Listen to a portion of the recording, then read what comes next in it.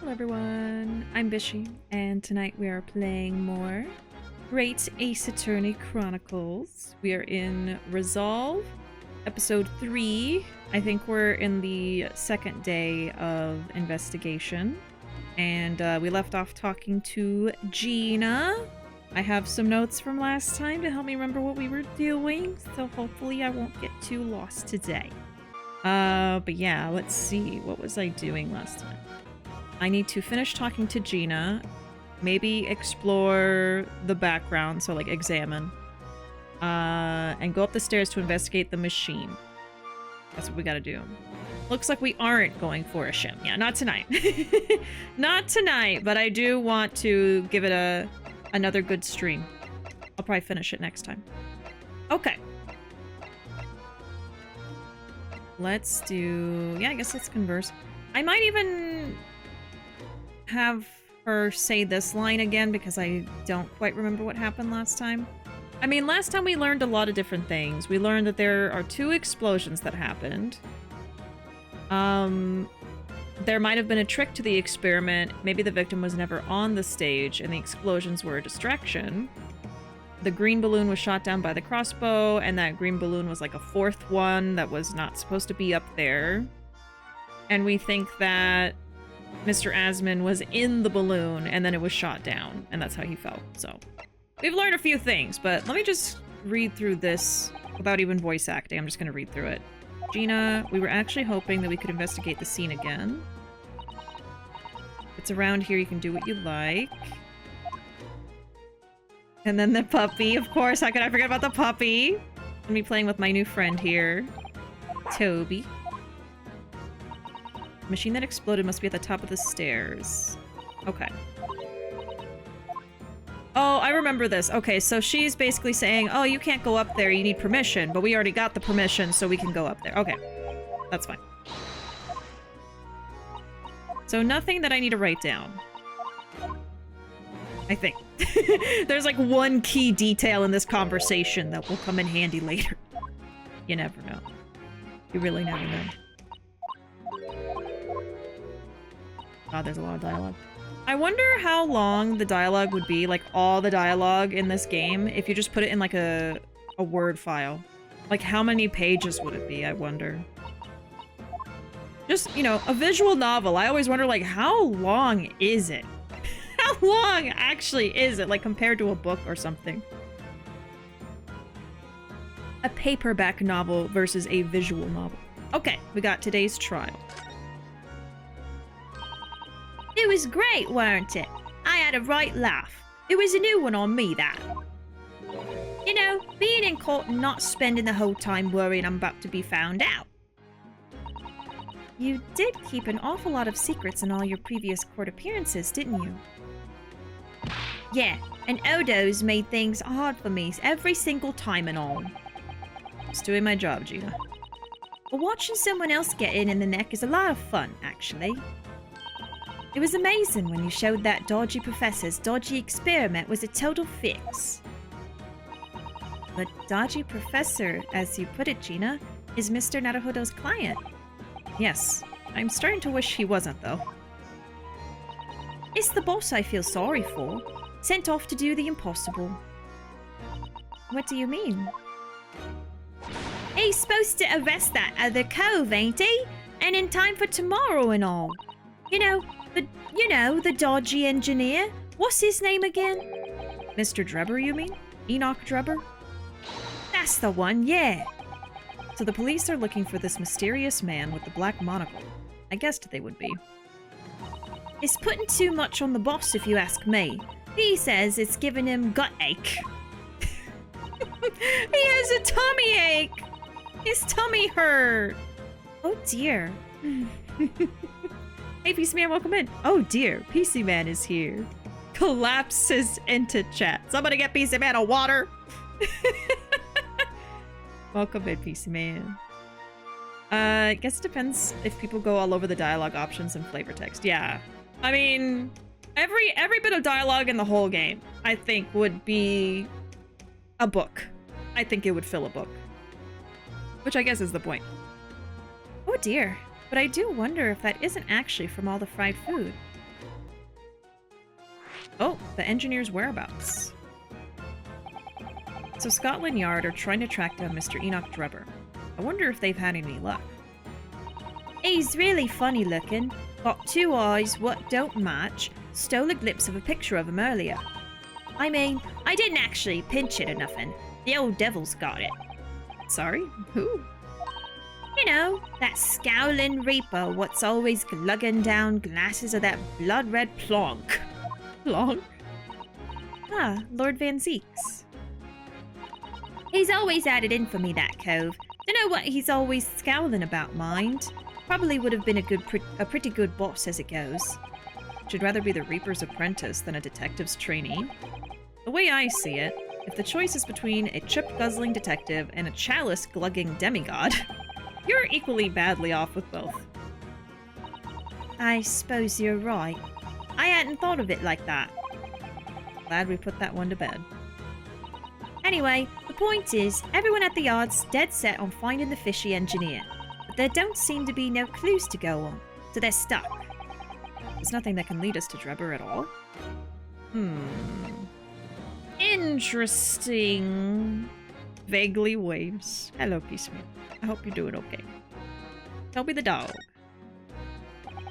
Where did you find that little mutt then, Gina? Little mutt? Oi, don't be so flaming rude, Odo! Why you be so mean? Slight overreaction, don't you think? He ain't no mutt, alright. Toby's... how they put it? Oh yeah, a bona fide detective. Sorry? I've given him a proper title and everything. It's Chief Inspector Toby to you. More senior than Inspector Gregson, is he? Ooh, so he's a police dog, is he? The police recruit dogs now? I've heard that they're already being used officially in Germany as part of their city policing. They're used for chasing criminals and such like. They have a wonderful sense of smell after all. I have a fairly good sense of smell myself, as it happens. He just starts sniffing the ground. I can tell undergarments that have been freshly laundered from undergarments that haven't!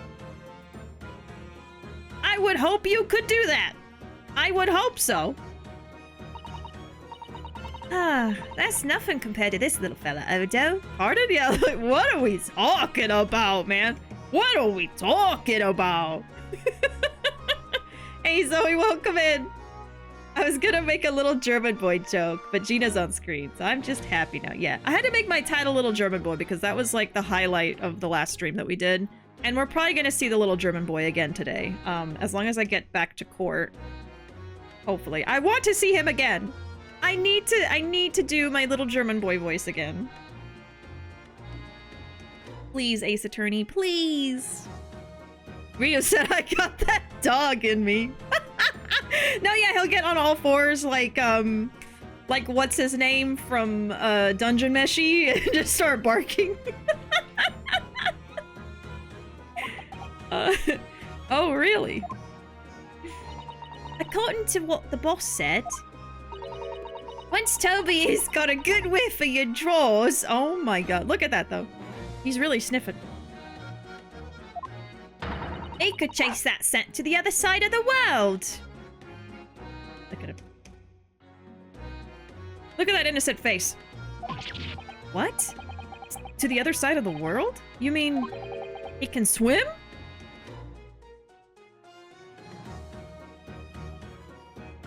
Ryu. Mr. Naruhodo, I think you may have missed the point by rather a wide margin. I just can't believe this little dog has such an incredible skill. I'm telling you, Odo, there's gonna be more and more dogs doing their bit for the police in the future. Yes, I agree. Right. One of these days, they'll be barking orders at us lot, not the other way round. Oh dear. Sorry, Gina. I don't think I agree with your vision quite that much. Well, anyway, whatever you think about that, Toby is Britain's first police dog. I found him down the East End the other day. Someone had just chucked him out on the street. Oh, there you go. I knew she'd lifted him from somewhere. Oh, Gina, you're such a kind-hearted soul, aren't you? The children and animals. Alright, that's it. LGBT actually stands for Little German Boy Time. Alright. I think we can... How do we do it? I think we gotta look, actually. Yeah, I think we gotta look here. These stairs lead up to the experimentation stage. Let's go and see what we can find out. Alright, here we go. Ryu talks like he's never seen a dog before, right? 23rd October, the Great Exhibition Grounds. Experimentation stage.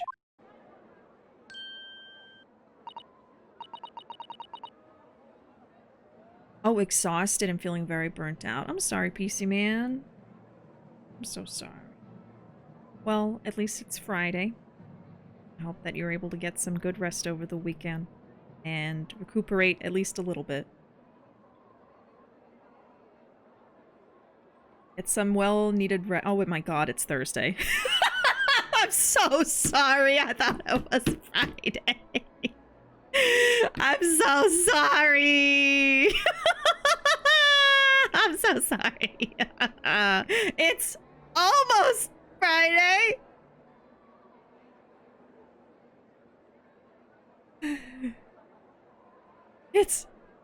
It's almost Friday. Just one more day. Just one more. One more and then the weekend. Just one more. Sorry, man. It's because it's my last stream of the week, so I feel like it's Friday.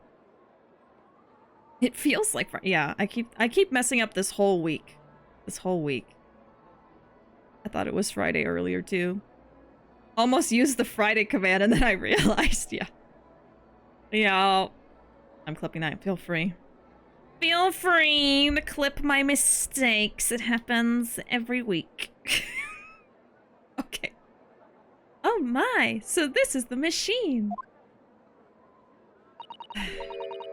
That was used to deceive people into thinking instantaneous kinesis had taken place. Yes, that's right. Or rather, it was the machine. It's a little worse for wear at the moment. Does it look worse than before? No, I think it's the same. What extraordinary lengths Professor Hairbrain went to in order to obtain the research grant. No. The professor was tricked as well. He didn't know anything about it. Yes, of course. It is amazing, though, isn't it? The scale of the whole affair is so very British. You're right about that. You would never see such a grand deception in Japan, that's for sure. Oh, look. Is that... Oh, suddenly. Lord Van Zeeks?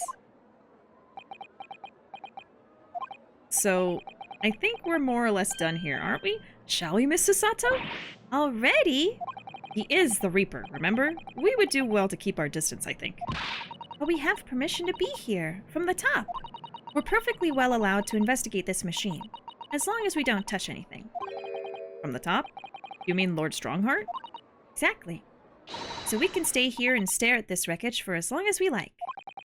She could have been at the center of the explosion here, and it wouldn't have bent her steel will. Alright! So, we can't converse, but we could probably look at him. Of course, that's going to be the first thing that we do. We are going to look at him very closely. Thank you for the clip, piece man. My man's is here. He's right here. I love how characters just, like, fade in and fade out.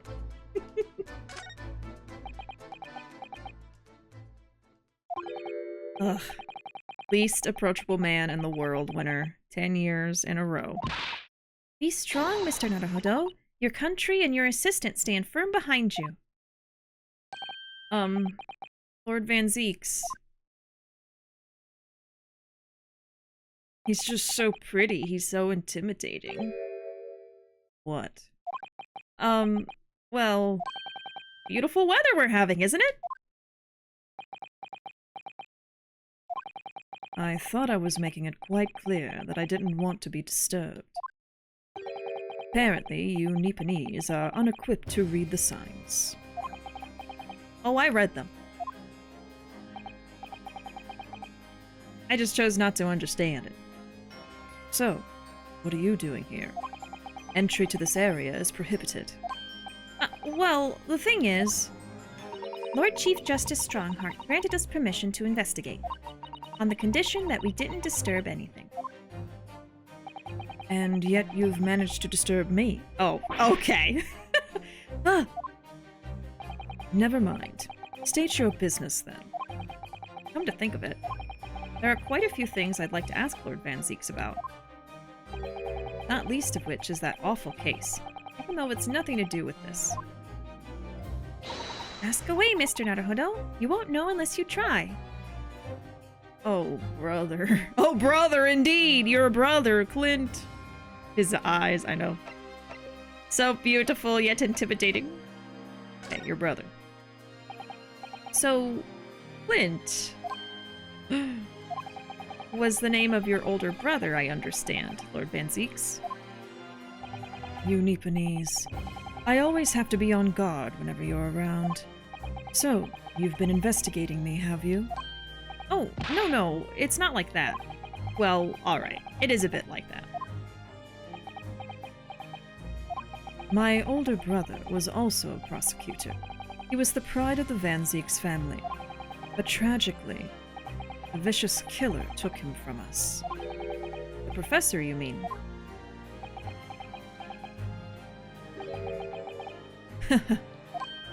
Is something funny? That's the extent of what you've discovered, is it? I shouldn't be surprised. Sorry? There's more to it, then. Lackluster work is very much your trademark, isn't it? Ugh, you're too kind. Are you going to tar all Nipponese with the same brush next? Do tell me, what's your interest in that historic incident? As it happens, Lord Van Zieks, there's a rather curious case that's come to our attention. Are you aware of the Madame Tusspells Museum of Waxwork by any chance? I am, naturally. I believe that since last month I feature in one of the displays there, for public scorn. Of course the infamous Reaper of the Bailey would have to be exhibited, wouldn't he? Well, a particular waxwork has been stolen from the place and held for ransom. A particular waxwork? Which... Wait, you mean... Yes, it's the professor. Mr. Sholmes is investigating the case as we speak. I was unaware of that. He's turned as white as a sheet. But he does not like that. Are the police trying to locate the engineer, Mr. Drebber, already? Surely that goes without saying. We're very keen to see him found as well. The trouble is, we don't have much to go on aside from the description of the man we heard in court earlier. Which, according to Professor Hairbrain, was of a tall, thin gentleman who has straight white hair and wears a black monocle. So, I was just wondering, I mean, I realize it's probably not possible, but, we'd very much appreciate any more clues you can give us. Wow, Susato-san really knows how to take the bull by the horns. Fine. Why not? Einstein, but evil. Einstein with a monocle, an evil monocle. I have a photograph of the man here from an investigation 10 years ago. Okay, so this is Drebber. Oh yeah, there's the monocle. Okay. Okay, but he's kind of slaying though. Okay, but he actually looks kind of good. Though it appears he already had that black monocle at the time. Slay. What?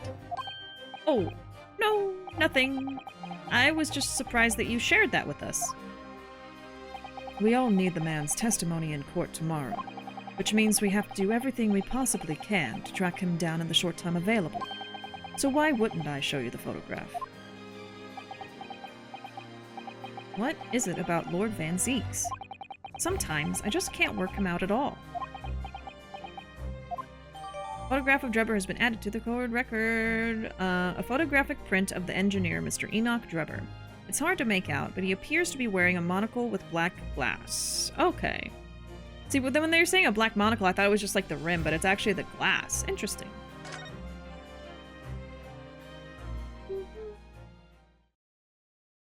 Oh! Hello. Ah, file I requested for the trial tomorrow. Thank you.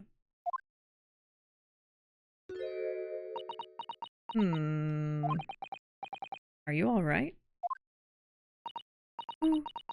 Who is this man, Mr. Naruhodo? Lord Van Zeek's apprentice, apparently. So I'm not the only one. Susato-san can see it too.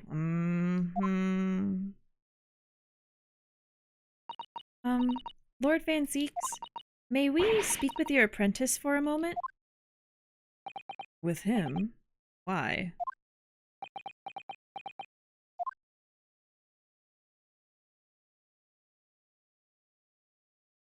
Oh. Kazuma-sama! Yup, that's what I've been thinking too.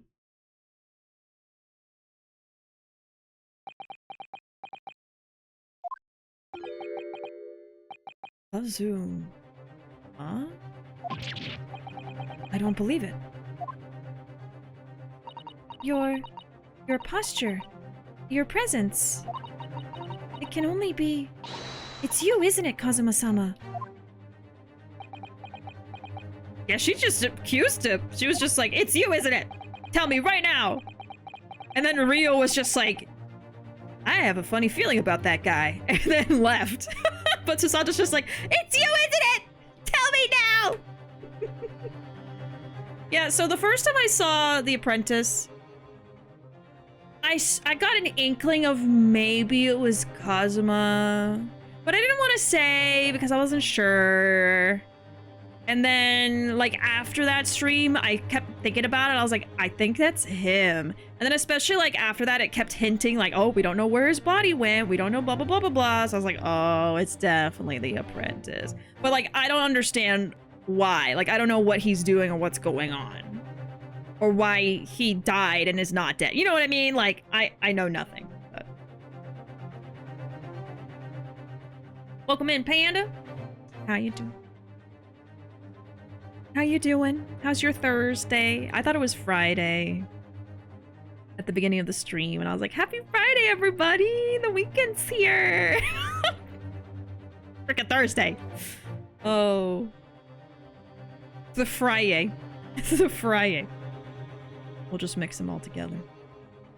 A black monocle kind of sounds awesome, though. Very fashion. Very fashion forward. Oh, you thought you were the only one who thought that he looked good? I thought he looked nice. I was like, okay. The long hair and the monocle. Those cheekbones for days, you know? And my camera's really... I can never win. I'm like always too much to one side. There, maybe that'll be better. Maybe that is better. Yeah, she said it because no one else was going to. Exactly. Hey, Lucy, welcome in. You know what? I actually have very good posture today. I just adjusted it. I have like this little back pillow that I keep trying to find like the perfect place to put it. Like, I don't know whether to put it right behind my shoulders or like lower. I don't know, but I'm trying it out. Keep changing it. He's not Cosmo, he's Taiichi. No, he's Suzuki. No, he's Kiryuin. Kazuma-in. He's not Kazuma, he's Kazuman.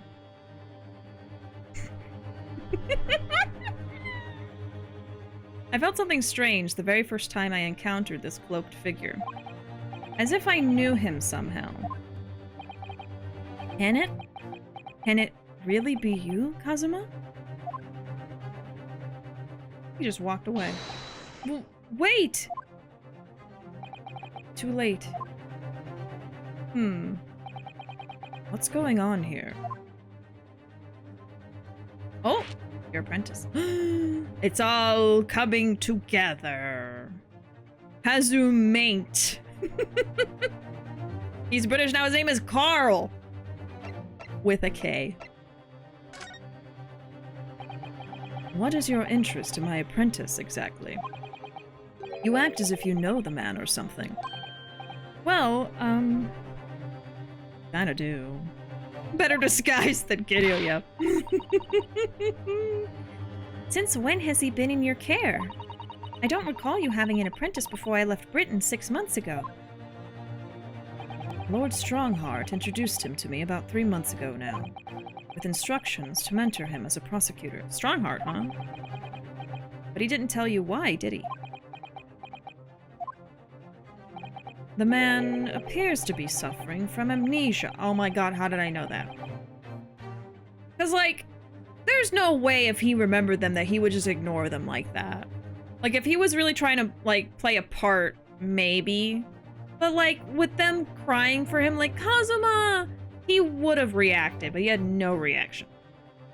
He had amnesia. I knew it. He's forgotten every last detail about himself. He has amnesia? Tomorrow, he will appear in court at my side. What? He's to serve as my judicial assistant, on Lord Strongheart's orders. Interesting. He'll be in court with us? Now then, unless I'm much mistaken, I believe this conversation has run its course. Oh, yes, thank you. We should talk to Sherlock, or Herlock, about this. I definitely saw a reaction there. Oh. When Susato-san called out like that, it really seemed to hit a nerve. When she called out Kazuma-sama. So he did react. Maybe he reacted, but like, in an amnesia way, where like, kind of he almost remembered something and then didn't, and then he left. I don't know. I don't know. Unless the amnesia's BS. Who knows? I guess we're here to look around, right? So, I guess we shall do that. I don't know if there's anything new to see, but that's why we're here. I don't know. I forgot. How did he die? It was a long time ago. There was a whole case about it. We're on the boat to Britain.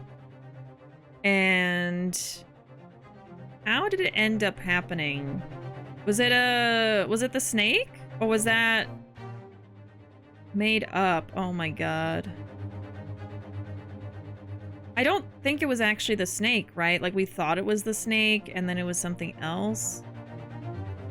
Does anyone in chat remember? Because I'm struggling. Head broke. I don't remember how that case ended. I remember, like, how it went along the way. I don't know, I have amnesia. Okay. No, literally head broke. Oh, okay. He cracked his skull open. Well, that would explain the amnesia. But I'm wondering, like, how did we think he was dead and then he's just has amnesia and he's in Britain now? I figured it was that he got hit on the head. Yeah, it was a head injury. But like legitimately, we all thought he was dead. So I'm like, what actually happened there? So I don't remember how the case went. Okay, the Russian right. Oh my god. I'm remembering that scene now where it's like first person and it like slams into the bedpost. Oh god. That made me cringe, yeah. Oh yeah, the Russian girl shoved him and he fell onto a bedpost and like cracked his head. Oh my god. Ooh. I did not remember that until you said it. It's all coming back to me now. Okay, let's look around. What a terrible explosion it must have been.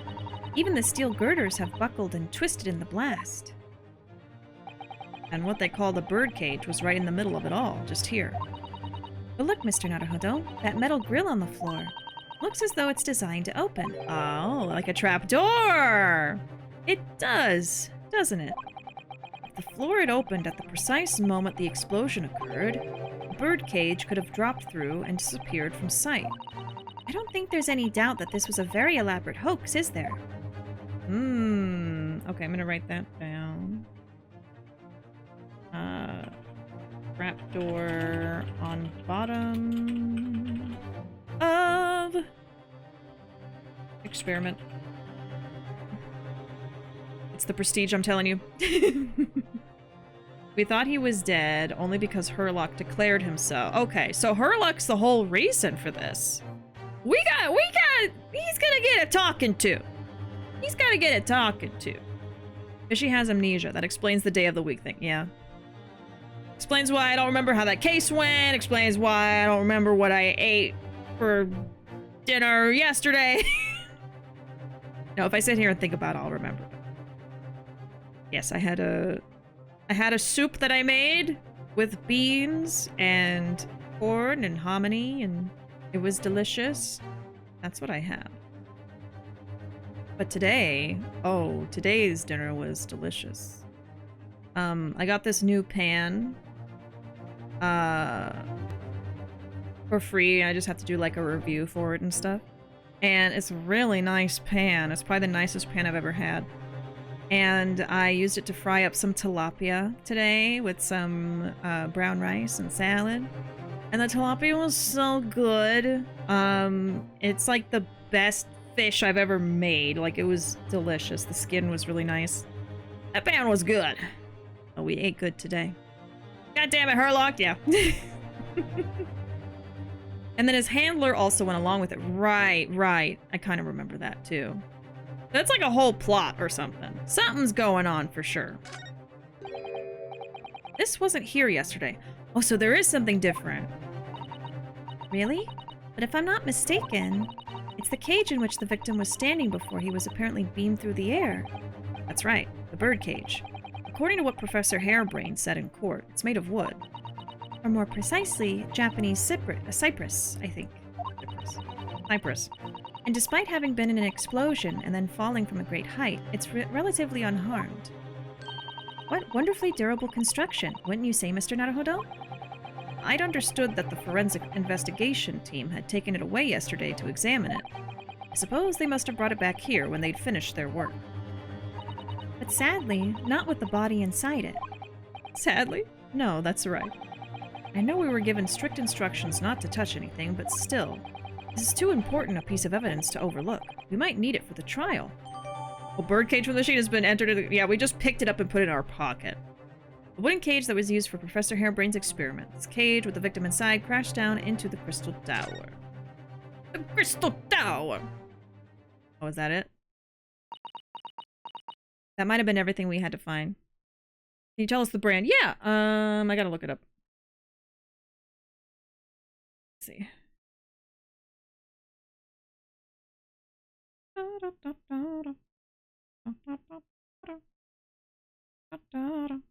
Just in the silence.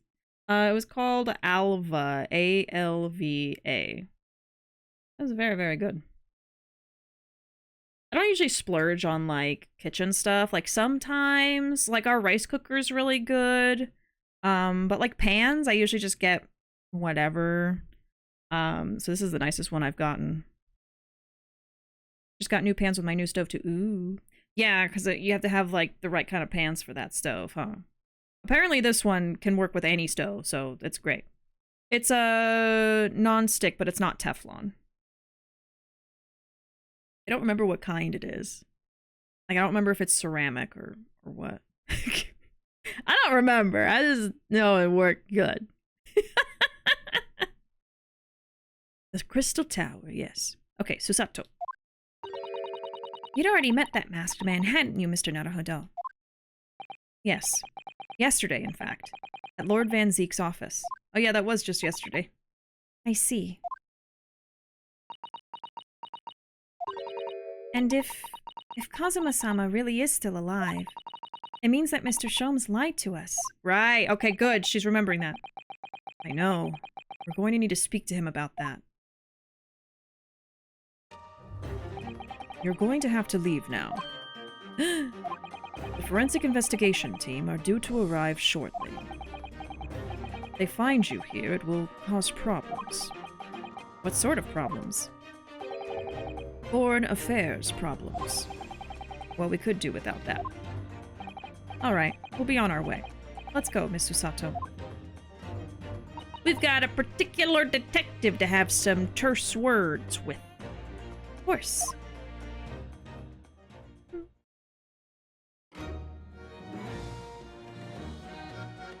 think it's technically a non-stick. Yeah, it's non-stick. I just don't know, like, what material it's made of. It good pan. It good. Better than me? Can you fry a tilapia really good? Can you make a lemon butter sauce on the stovetop? That is simply divine. Okay, let's go. I think we should go talk to Herlock, which he might be here. 23rd October, Madame Tusspells. No. Well, there's your answer note. Oh my, no wonder it's called the House of Horrors. I'd like to turn on my heels and go straight home, via the confectionery. She's crying. Being scared makes you crave sweets? I can understand that. I was looking forward to a reunion after 6 months away, but there's no sign of Mr. Sholmes anywhere. That's strange. He should be here investigating the abduction of the waxwork. Oh well. I suppose we'll just have to come back again later. God dang it. Okay. Well, yeah, let's just leave then. We went here. We're just there. Well, that's all the places, isn't it? Where else would we go? We can try to go back here again. Maybe something's different. No. No. We've already looked at everything here. Let's see. Let's go back here for a second. The same. I could have missed something on the lower floor of where the experiment is. Looks like he's not here. Yeah, he's not here. Nobody is. Okay. Yeah, we haven't found Sholmes yet.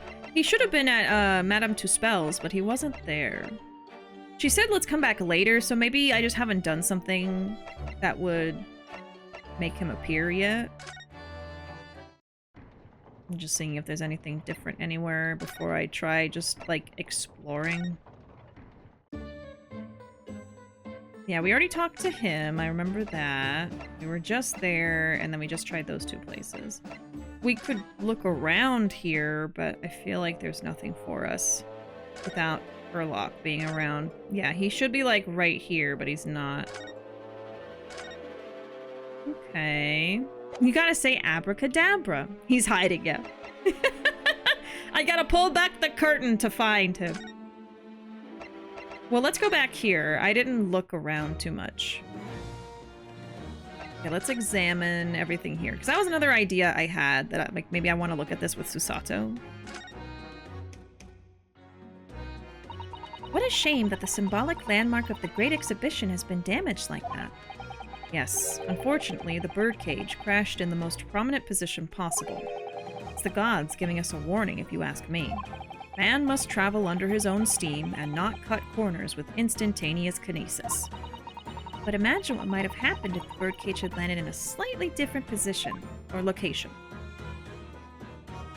The death toll could have been far worse. So I think perhaps it was a blessing in disguise. Well, the gods are benevolent, obviously. I did say it was just a warning. Man must travel under his own steam, or next time birdcages will rain down on all of you. Your faith is much stronger than I realized. Well, how do you think I passed the entrance exam for Yume University? It wasn't by studying alone. We got the balloons up there. Oh look, a flying balloon. I've never seen one in the flesh before. I can't understand how they can fly, and so high up as well. Oh, but think of the view, Mr. Naruhodo. You must be able to see for miles and miles. I do think of it, and it terrifies me. I mean, it would be certain death if you fell out. I'm sure they're perfectly safe. After all, they've been invented by some of the brightest minds in the world. Let's not forget that we know at least one has exploded. I'm sure there are other ways to fly. You will never catch me on a hot air balloon. I don't care how romantic they are, it's not happening. Crystal Tower. I can't believe I'm seeing it at such close proximity with my own eyes. You've really been looking forward to the great exhibition, haven't you, Miss Susato? Oh, yes. When I found out that I had to return to Japan, I'm afraid I cursed my luck.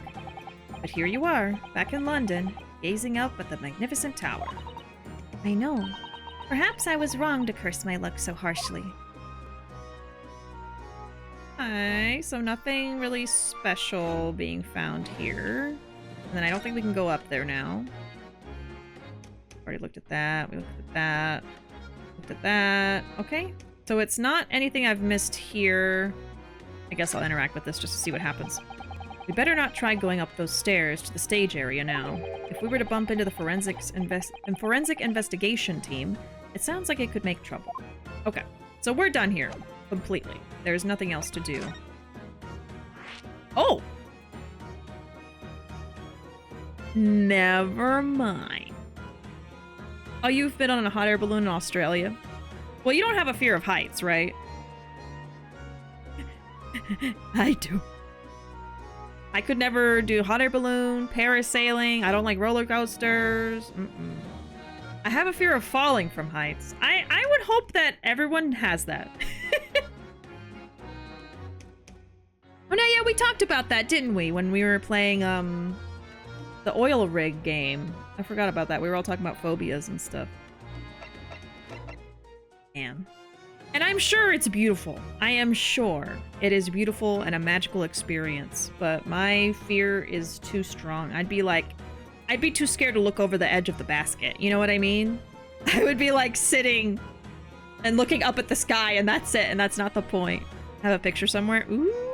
If you find it, feel free to post it. Gina. We were actually hoping that we could investigate the scene again. Oh, really? Yeah, alright. If it's around here, you can do what you like. Oh, that's alright, is it? I'm gonna be playing with my new friend here. Ah yes, Toby. Apparently, we can't look around on the stage now because the forensic investigation team are at work. Can't you do anything, Gina? In your capacity as Inspector Lestrade? Look, I'd like to help you out. But I'm just a trainee, ain't I? Ain't nothing I can do. When it suits you, yes. Okay, so that's just flavor text. Okay. I really thought I found something. Being on an airplane to Japan soon, you got a plan to counter that fear? Nope. I mean, I've been on planes before. This isn't going to be my first time flying. It'll be my first time flying for that long. So trust me, I'm scared. But it's the only way to get there, so I'm just gonna have to get over it. I mean, like, for me, I am not that scared when I'm up in the air and it's already like, I'm already up there. We're already in the plane. It's happening, you know? What I'm scared of is like, I guess, like takeoff. Turbulence, obviously, if there's ever any shaking. I've never really been through bad turbulence before, though. And then landing. Landing, I get really scared. I don't know why. I guess because I'm seeing the Earth come up really fast as we're landing, but I always have to like hold Ruuuvo's hand, like. But you know, I don't like hyperventilate or anything like that. I'm just like have anxiety. You know, I'm just kind of like a little scared. But yeah, I mean, I'm scared. We're gonna be going over the ocean. It's gonna be like a 14-hour flight, but it's gonna be worth it when we get there and we get to see this place I've dreamed of going to for my whole life, pretty much, and Ruuuvo too. You know, we're gonna have a lot of fun there. So I'm just thinking about that. Yeah, just wondering. Oh no, it's fine. You're good. It's just a funny thought. Like you're terrified, but you're also gonna be on a plane. It's like yeah, I know. But no, I fly. You know. Every few years, I feel like. I visit family in California sometimes.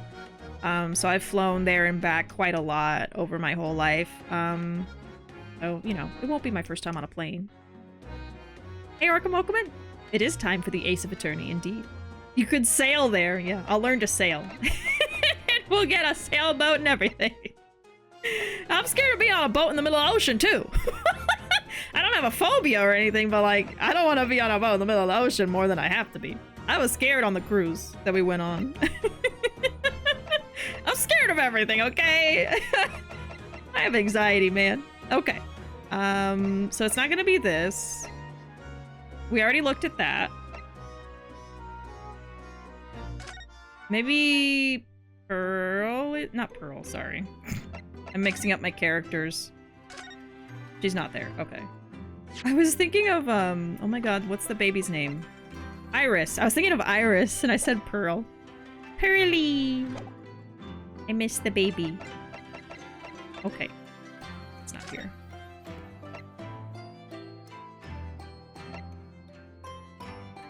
I must have to present something to someone. Maybe I present the experiment thing. Oh, maybe I look at it. Hold on. Right. Let's look at everything. So we got the picture. Okay. And then we've got the wooden bird cage. Used for Professor Harebrain's experiment. This cage with the victim inside crashed down into the crystal tower. Yeah, we're gonna have a look-see at this. Just invent teleportation, Bishi. Easy, yeah. That'll be easier than overcoming my fear of heights, so. Do we put a train in the forest? Oh my god. With teleportation, anything is possible. We can make Kiryu real? Okay, looks like there's a piece that's broken here. Look here, Miss Susato. Oh yes, the wood's cracked and broken a little. I suppose because it fell from such a height? Yes, from the height at which the balloon was flying, down into the crystal tower below. A fall of about 30 feet, or 9 meters. Leaving the man inside tragically dead. Okay, details have been updated. It crashed down with the victim inside into the crystal tower, causing damage to the base. Okay. Anything on the back? No. So it's that, and then anything on the bottom. So that's it. Just that. Okay. Let's maybe present some stuff to Professor. Professor Harebrain, what do you make of this? Oh yes, that's just what we need to prove my hypothesis, isn't it? No. It's nothing to do with your hypothesis, actually. Well, actually it is, but... Then take it away! I don't want to be bothered with anything that doesn't assist my science! Alright. Keep your abundant hair on. I don't think he's gonna really help us. I could present Drebber? No. He doesn't care.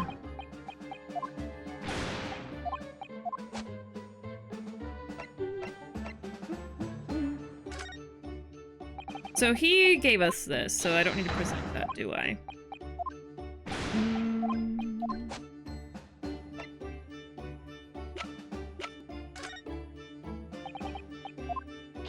What else could I do? I could present stuff to Gina. I think it's just Gina and the professor that I can talk to right now. I don't think there's anyone else. Okay, he talks about the screwdriver. Of course you do. Professor, do you recognize this? Oh, it's Andrew, my faithful friend. How have you been? Are you all right? Nobody's mistreated you, have they? Don't worry. He's being very well looked after. I always rub him with machine oil until he's gleaming. Right. And then, when I come to tighten a screw with him, he slips in my hand and I can't do it. It's that age-old problem faced by driver files the world over, isn't it? I really wouldn't know, I'm afraid. He is odd, I'm afraid. I fear he is odd. I feel like the rest of this is just gonna be flavor text. I could be wrong. How about Gina? Does Gina want to see any of the evidence? Gina, would you take a look at... Oh, where did it go? Looking for this, Odo. How did you take an entire contraption the size of a person from me? When did she do that? I wonder if you've got anything else to show me, eh? What do you reckon? Give that back first, please. Oh my god.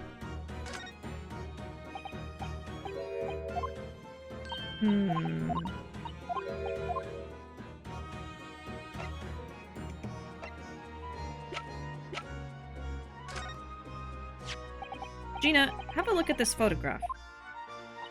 It's amazing looking down on everything from up there.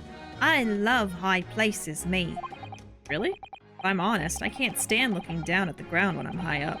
I always have to look up. Shame. I wanted to show you what it's like, but there ain't no point now. Why not? If all you're gonna do is look up at the sky, I ain't gonna be able to look down on you. With you. Sorry. I mean, I don't look down on you or nothing. If you don't want to do it, it's your choice. I didn't think I'd ever go up in a balloon, to be honest. Not in my whole life. But now I'm starting to think I might like to. Alright. I don't know. I don't know how to progress! Let's see. Yeah, I did everything in my notes. Weird. And it very much is leading you to talking to Herlock. But I think I'm missing something. I could just keep presenting stuff to her and Professor until something happens, I guess. But I don't know if that's it. Well, maybe Professor has something new to talk about. I didn't try that. That's usually something that I've missed, is like actually talking to people. Okay, let's see. Maybe there's a new conversation option. No. Nope. God, I mean, what else could it be? So...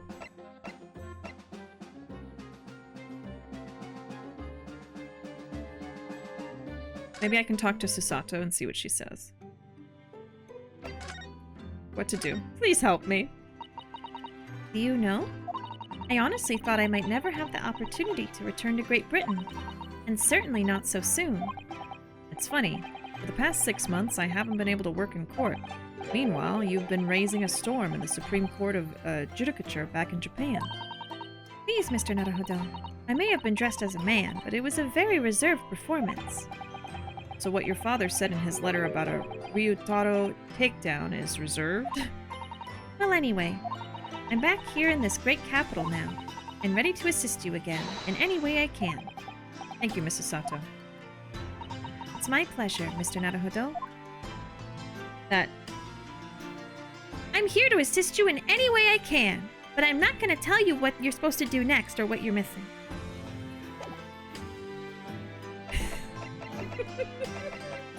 I might need some guidance. I might need some help. Anybody would help me. I don't know what to do. I just investigated the machine at the experimentation stage. And we talked about how Herlock told us that Cosmo was dead, but we don't think he's dead now. But he was not at Madame Tusspells. I've talked to Hairbrain. There's nobody here to talk to. There's nobody here to talk to. There's nobody here to talk to but Susato. Maybe I need to look around here? I think that he would be here, though, if he was going to be here. We didn't look around here at all, but... like, Susato said we should come back later, so that's why I just left, but... let's see. That old policeman isn't here now, obviously. I still can't believe he just happened to be on the jury, though. I'd understood that London has a population of 6 million people, and yet... you do seem to run into the same people disproportionately often, don't you? I don't know if there's much to do here.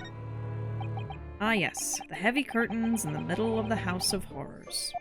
Whatever's on the other side of them, you just know it's going to be terrifying, don't you? The sign says it's the Madame Tusspells special exhibit. It seems you have to pay extra to go inside. I know. Oh, I know! Can you believe that? Pay more money? As if we haven't been scared enough already? It's not my doing, Mr. Naruhodo. Yeah, don't get mad at her!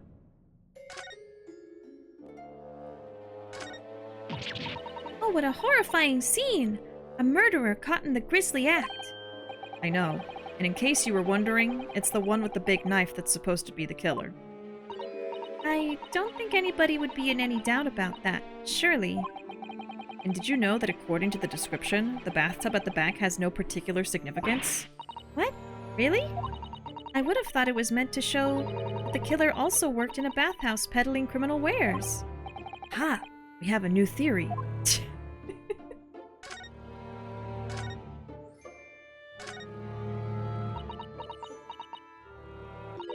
This one's posture reveals his weakness.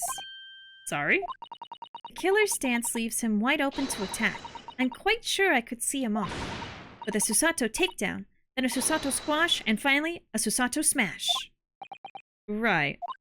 And if that doesn't render the culprit unconscious, a Susato slam should finish him. A Susato slam? Oh, I'm sorry. It's rather hard to explain. Leave yourself open slightly and I'll demonstrate. Absolutely not. Oh, not the ladder again. There's a step ladder there, look. Oh, yes, a step ladder. I think perhaps we should let the proprietress know that someone's left it out. The step ladder, I mean. Something wrong? Why do I feel as though I just managed to sidestep an argument? I got an achievement! I got an achievement for that. Alright. I'm gonna show this little twink all the evidence and see what happens.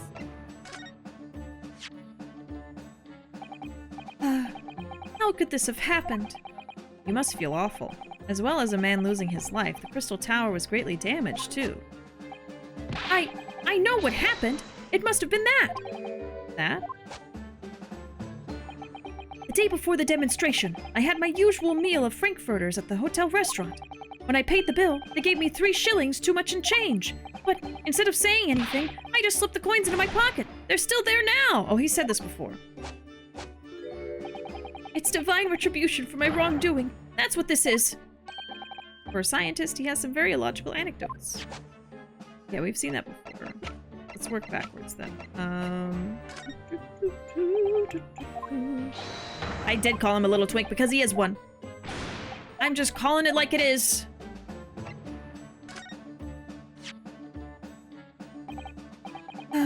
How could this have happened? You must feel awful. Oh, that's the same thing. Okay, that's the same thing. I really don't think this is what I'm missing. But I don't know what else it could be! Ruuuvo, can you help me, please? Please?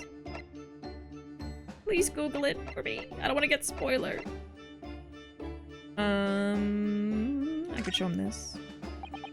I don't know what to do! I'm just running around all these places trying to figure out how to progress and I don't know what to do! Please help me! Please! I don't know where you are. I can explain where I am. We're in Investigation Part 2, Experimentation Stage. I have looked at the experiment and was turned away by Lord Van Zeeks. And then it hinted at wanting to talk to Herlock, but Herlock's not at Madame Tusspells. And now I don't know what to do. Because it hinted at going to see Herlock, and that's it. I have no idea what I could be missing. I don't know if I need to present evidence to somebody.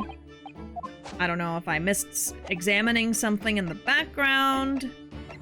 Have I presented... Yeah, I presented this to the other character. There's only 2 characters I can talk to. There's Professor Hairbrain. There's... Gina. That's it. I bet it's something simple that I'm missing.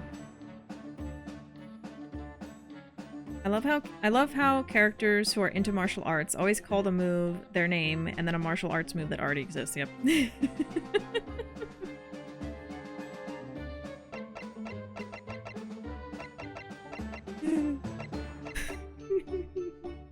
I don't usually get this stuck.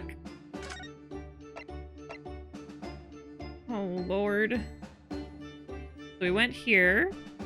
We looked at the experiment already. We came back down. We talked to Gina. Gina had a new dialogue, and we already did that. I haven't presented every single little thing to both of the characters, but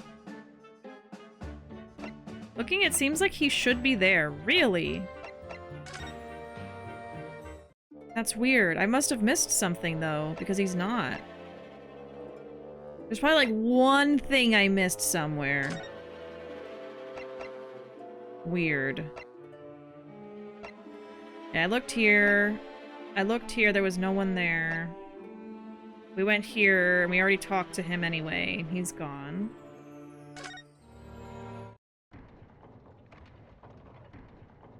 Did you examine everything in the museum?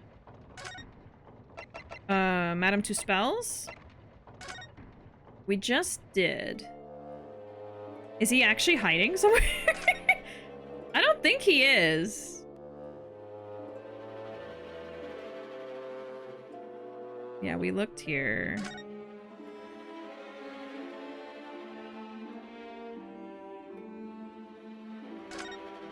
We just had a bunch of flavor text. I looked at that guy over there too.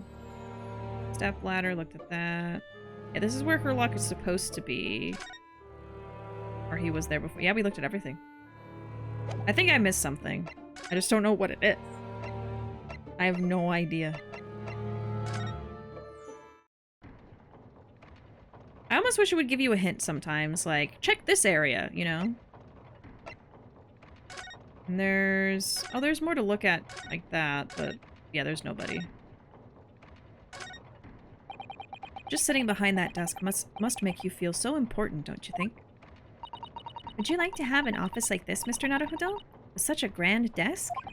Who, me? No, I don't think so. Oh? Well, imagine if you suddenly found yourself needing the toilet. You'd have to go so far. How true. Perhaps the important people who work in ostentatious offices like this haven't considered such things. I'm gonna take that as a compliment. Try looking around Gina. Okay. That was something I thought about. Unless I missed something, I thought I did that. Let me see. Because there's nothing to say to her. We're done with that. Let me see if I missed something. So we looked at the green tarp. We looked at the fire. We looked at the tower itself. Oh, there's something there and then something here. The stage up there is where the experiment was set up. It's very high, isn't it? About 30 feet, I believe. Or 9 meters, if you prefer. Craning your neck to see up to it starts to hurt after a while, doesn't it? Yes, we need to get up there and look around properly. Although, if I'm honest, climbing all those stairs makes my chest hurt. Oh dear. I think perhaps you should exercise more, Mr. Naruhodo. It's just flavor text, yeah. All of this was just flavor text. Maybe I need to present something to Gina or Professor, because... yeah, we looked at everything here. And we already looked up there as well. And we're not allowed to go back up, so that's done. So weird. Can I see your evidence? Yes. Yeah, I looked at Drebber's business card. We looked at the wooden bird cage. We have the photograph of Drebber. We have Drebber's card that we looked at already. That's why I'm so lost. I'm like, I feel like I did everything, but there's obviously something I missed. Yeah, we looked at that. That's just a picture. I'm pretty sure we already looked at the screwdriver a while ago. Yeah. And I looked at the new thing that we got, and we saw that it was broken right here. And I think I tried to show this to Hairbrain. Yeah, I showed this to Hairbrain. He didn't react. I showed it to Gina. She didn't react. I showed this to Gina. She didn't react. I'm pretty sure I showed this to Professor. He didn't react. Professor gave me this card, so he's not going to react. I think I just need to present everything to everybody I can find. That's all I can think of. I must need to present something. Which, you would think it'd be this, because I just picked this up. But neither of them say anything. Yeah, she reacted to this. Let me see if she says anything to that. About this, Gina. Oh, okay, so I haven't showed her this yet. Yeah, I'm still learning me letters at the moment. I only know A to E, so if it ain't too much bleeding trouble... Ah, actually, Gina, it's the back of the card that's important. Eh? How come? There's just a dirty old smudge on the back, that's all. It turns out that this is very high-quality French machine oil. It has a very particular scent, apparently. Oh, the dog! The dog! I forgot this had a smell! Oh my god. Okay, I think this is what I had to do. Yeah, you gotta present something, Gina. I'm sorry. I knew I had to present something, but I was like, what could it possibly be? I presented like everything up to the card and then stopped at the card. Okay, anyway, sorry, we're on the right track. You don't say. Well, let's have a whiff then. You sure? I don't smell nothing. No, we didn't mean that you should smell it. Oh, right. You mean Toby? There we go. There was a hint about this, and I didn't pick up on it. His sense of smell is so good, he can track people over the oceans, can't he? Professor Harebrain informs us that this oil is unique to Mr. Drebber's workshop.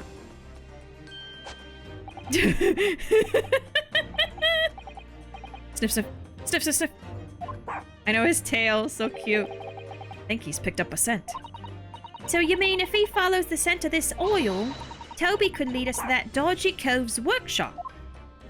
That's right. That's exactly what we were hoping. All right then. Well, let's give it a go. I'll just borrow that. What? Wait, when did you...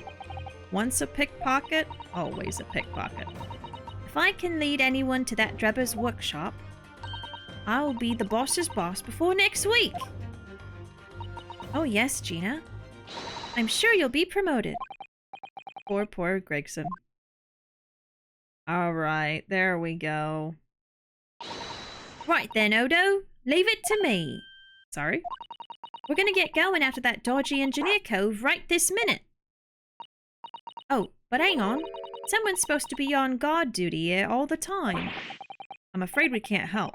We need to get on with our investigation as well, Gina. Oh, right. Oh well, never mind. It ain't gonna be me what gets it in the neck, it'll be the boss. Poor Gregson again. Ready, Toby? Got that oil scent, have ya? Come on then, boy! Yeah, I like how she holds that like a weapon, exactly. She's holding him like a gun or something. See you later. He is a weapon of mass destruction. I do hope the scent of that oil leads them to that swindler's workshop. Yes, I hope so too. Ideally, before the dog swims across the channel to France. Alright, there we go. So Herlock is probably here now. Oh my god! Is he not here? What do you mean? Oh, good lord! Oh no. Oh no! Where the fuck are you, Herlock?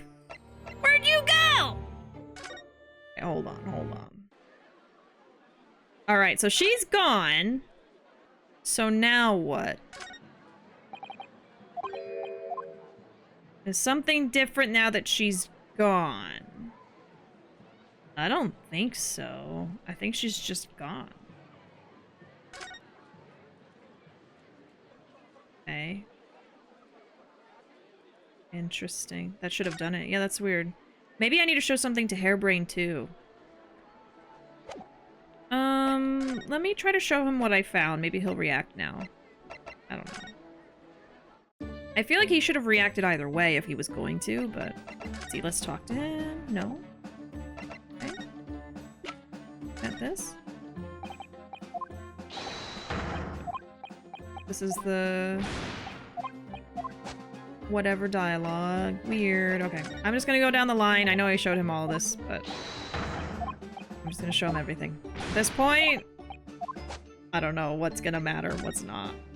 Yeah, what do you make of this? He's a weapon of mass cuteness! Yeah, we talked about that. We talked about that. No, he doesn't care about this.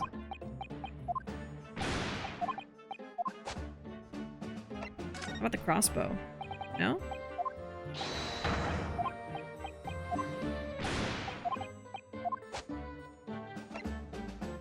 Well, you know, it could be that now that Gina's left, a new character is popping up somewhere that we could talk to. Maybe that's what it is. Show him this just in case. Yeah, okay. So we don't need to present anything to Professor Harebrained. I've ruled that out. So we're done with him. In that case, let's go look at all the places again and see if something's different.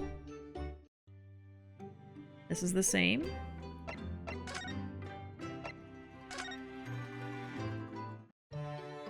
This is the same. Mm-hmm. Maybe something here. Now I'm confused. I'll be straight up. The guide I'm looking at says the next step after presenting the card to Gina is to go to the wax museum and Shom should be there. So maybe I've missed a step earlier on in the guide. You know what I mean? Maybe there's something I'm supposed to do that I did not do yet. But that's weird. Like, I presented everything to him. We already talked to Van Zeeks, and that's locked out now. Like, we're done with that part. We can't even go up there anymore. We can't go to the prosecutor's office. Yeah, Susato will mention finding Shoms, and then you go to the museum. Yeah, and that's what I did. I went straight there, but he's not there, so I think something's... I've missed something. Okay, maybe the forensics. No, still nothing. Weird. I looked everywhere in here too already. Like, I remember that from like, what, a week or two ago? We looked at everything in here. Make sure I didn't miss anything. Because we've never talked to anybody here. Like, I just came here, there was no one there, so we looked around at everything. But there's no one to talk to. Okay. Weird. I really thought that the Gina thing was going to be it. Oh my gosh. Okay. Nothing here. Yeah. I'll go back here again, but he's not here. He is not here yet. So weird. And I also looked at everything here too. I've examined everything. We already checked that.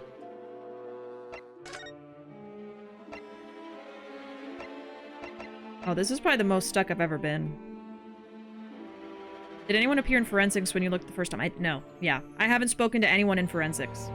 The first time we went there, it was empty. It was like the first thing I did, and then there was no one there. And I just checked again. There's nobody there. Madame Tusspells, I've checked everything. Someone can appear. Yeah, so there's something missing. But I don't know what it is. I feel like it's gonna be that lady. I don't know if that matters. Probably. But how do I make that happen now? What the heck's going on, man? I feel like I did everything. You have to examine something. Okay. Maybe in Shom's or... Well, if it's about making something here happen, it could be... Okay. Let me just go down the line so I don't get confused. We looked at everything there. We looked at everything there. We looked at everything there. You have to examine something in forensic. Really? I looked at everything. What? I looked at everything here. Are you serious? There's something I missed? Maybe? Oh my god. I swear I'm like combing over everything. Oh, goodness gracious. Oh my goodness. Welcome in, Stumped Gamers and Stumped Gamers, enjoyers, and fans. Welcome in. Howdy. Thank you so much for that raid. Thanks for doing that shout out. Oh yes, Anna and Jazz were working on their Soul Lock, right? Is that what it's called? Soul Link? Soul Lock? Soul Link? Soul something? Where it's a Nuzlocke, but then if one of their Pokemon dies, the other person's Pokemon dies too. I hope y'all had a wonderful stream. I hope y'all had a great time watching Anna and Jazz play Pokemon. I'm a little bit stuck right now in my game. I'm trying to figure out what to do next and how to progress. So the mods are trying to help me out a little bit. But we're playing some great Ace Attorney Chronicles at the moment. My name is Bishi. guess let's leave because I looked at everything there. Let's just hang out here for a second. But yeah, my name is Bishi. Like I said, we're playing Great Ace Attorney right now. I'm a fan of the Ace Attorney series. I still need to finish Apollo Justice. I only did the first game. But I need to finish this game first before I get back to it. I'm also a huge fan of Yakuza. I'm currently playing through Infinite Wealth, and Anna and Jazz are as well, but I'm way ahead of them at this point. I'm in, gosh, I think chapter 10? So I'm pretty far along there. But yeah, we also play all kinds of stuff. I was playing an indie game called Shim yesterday. I play visual novels, obviously, every so often. Just kind of all over the board, all kinds of stuff. But yeah, we like to have a good time here, have a few laughs together, thirst over fictional characters. That's us. Did you examine the book on the desk? Okay, let me check. I've been stuck for like 30 minutes. I'm trying to figure out what the heck is going on. Is it the book? Oh my god! Do you see this though? Like, I'm looking around and it looks like I've seen everything, but I have to like really gently do that. Oh my god. Okay, thank you, Ruuuvo. You just have to tell me at this point. You know, like, I've been stuck for so long. You just gotta tell me what to do. Okay, let's see what happens now. Oh my god. I was stuck. I looked at everything in this room. Everything but the book. Okay. Look at this big, thick book here. My god, it's thick! It appears to be an accounting ledger. It's a record of the forensic investigation team's spending, I think. Oh? What is it? It's clear that the team purchases various equipment and supplies on a monthly basis, but, well, one entry seems rather strange. Really? In what way? They're buying 500 scalpels every month. Oh my god. 500? They must be working really hard on dissecting corpses. I don't know. Judicial autopsies are only carried out in certain special circumstances, and scalpel blades can be sharpened too. It does seem a bit strange. You're right. 500 scalpels a month? What could they possibly be using all of them for?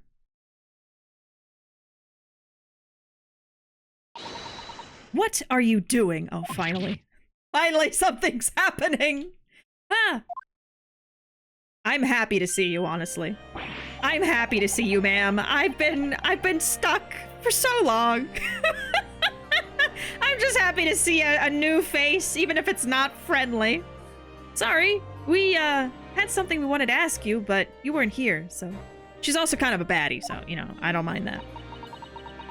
Yeah, her name is Scythe. And she's the coroner. White woman jump scared. Not again. Not again. Honestly, though, I love her design. The whitest woman jump scare I've ever seen. She's so pale.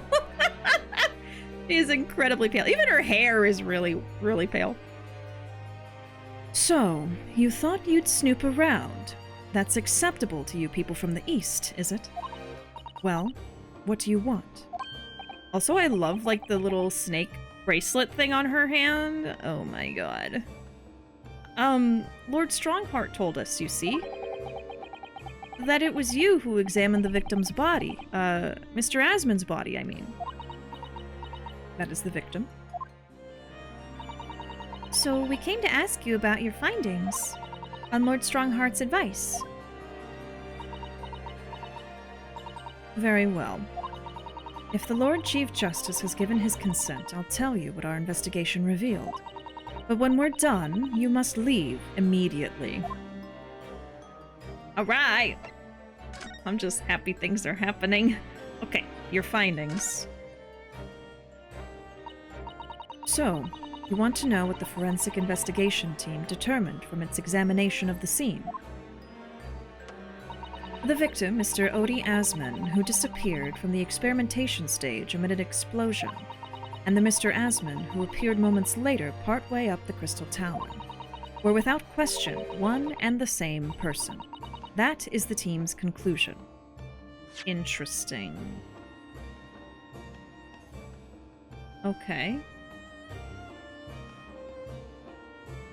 So, Scythe says... I'm taking notes, okay? I have to take notes when I play this game because it gives you so many little details that matter later. And I'm not going to remember. I have a terrible memory, so... Okay, Scythe says that... Asmon from the stage is the same Asmon that fell into the tower. Okay. But that can't be right. If it was an elaborate trick, we can only speculate about how it was carried out. Let's see. If two people who looked very similar to each other were involved, they could have made it appear as if one single person had switched places, couldn't they? Very true. But sadly, in this instance, that was not the case. The man who disappeared and the man who subsequently reappeared was the same person. The fingerprints at the scene make that quite evident. Fingerprints. They're not yet officially recognized as forensic evidence in the British justice system, but one day they will be used as an investigative aid as a matter of course. Oh my, but that would mean that the instantaneous kinesis actually took place. So, where does that leave us? My team was tasked with investigating, not drawing conclusions. Instantaneous kinesis is impossible, and yet the body did move from one place to the other. This hasn't cleared anything up at all. It's made the whole thing even more of a mystery.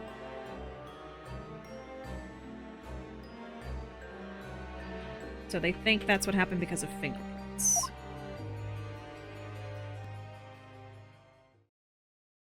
Oh! Nice mask. Oh, this is a different character! I just realized! Yeah, it's a different outfit and everything. Mama, what is this? Ah! Where did she spring from? And did she just call the doctor Mama? This is a lawyer, dear. Oh. Hello. To meet you. Pleased to meet you. Yes, I'm a defense lawyer. Ryunosuke Naruhodo. Mama? Yes? Can I cut this one up? Oh, good lord! What? Ah! I've never seen inside an Eastern person before. I want to know what it looks like. I have to change her voice after that. I made her all innocent, like, Mama! Whatever! Whoever could this be? Oh, no. No! Of course you can't. It's a live specimen, as you can see very well. Boring. I think I just had a near-death experience. Oh dear. Mr. Naruhodo, you're as pale as a corpse. Then let's leave before I'm mistaken for one! Well, I think we've done all the investigating we can here for now. If we could just determine the whereabouts of Mr. Drebber. I'm sure Gina and little Toby won't let us down. Now then, do you think we ought to try to speak with Mr. Sholmes at this point? We have things to discuss, and I'm dying to meet him again after all these months. Yes, it's quite possible he might know something useful. You're right. We ought to find him at Madame Tusspells. He's supposed to be working there as a temporary waxwork exhibit. Yes, Iris told me all about his latest unusual adventure. Alright. Let's get the heck out of here! Yeah, finally! We can find her lock.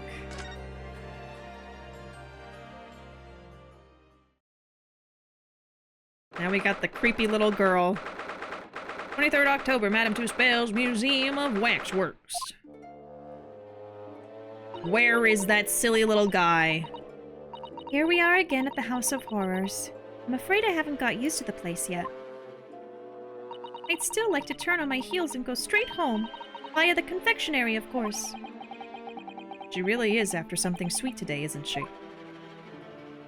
Eek! What's the matter? Look, Mr. Naruhodo. Look at that waxwork. I'm quite sure it wasn't there before. There he is. Come here! I'm gonna pick him up by his scruff! It looks exactly like Mr. Sholmes down to the very last detail. Ah! What is it? Oh, sorry. I think you'll find that's the temporary waxwork himself. Oh, another baddie? This case got a lot of baddies, huh? A lot of baddies in this one. Ah, the friend of my dedicated employee. Oh, yes. Hello again. It's Ryunosuke. Ryunosuke Naruhodo. I must say, I am quite spellbound by the great detective. He is a marvel. My precious waxwork is already back where it belongs. You don't mean... But yes, the mystery is solved already. Oh! Wow, Mr. Sholmes can really engage his brain when he's hungry enough. So as you can see, he has returned to his habitual duties. Yes. His habitual duties? Alors, do not disturb, huh? Oh, I think she's supposed to be French or something. I don't remember. I can't do a French accent. Poor Susato-san. She looks very perplexed. Very perplexed indeed. Okay, now we can look at him. Thank God. You might think you get soft locked and it's just one little detail being missed. It's rough. Yeah! I mean, like, I showed you guys. Like, I was looking over the desk, and if you're just moving quickly over it, you're not gonna see when the check mark goes away really quick as you pass over the book. Like, the book was kind of highlighted, I will admit, now that I know. But at the time, it kind of just blended in with everything else, so I had no idea. No clue. Thank y'all for helping me, because... oh my god. I needed help. Okay. We really do need to speak with Mr. Sholmes, and I am longing to say hello again. But where is he?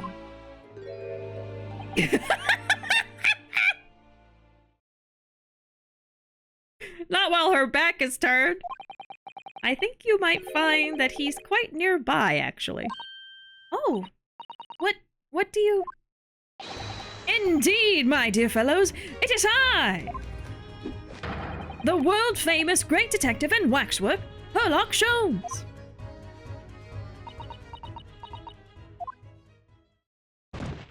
Ah! Susato-san! Susato-san! Oh my god! You scared her!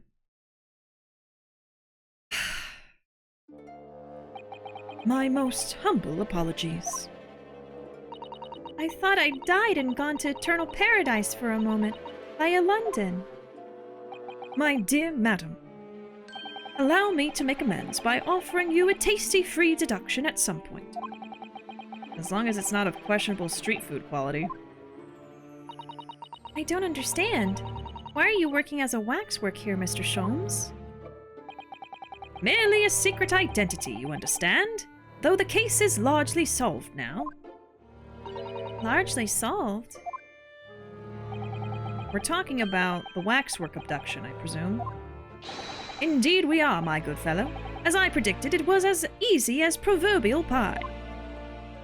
Though I confess, I'm yet to partake of a pie, proverbial or otherwise, or any food so far today for that matter.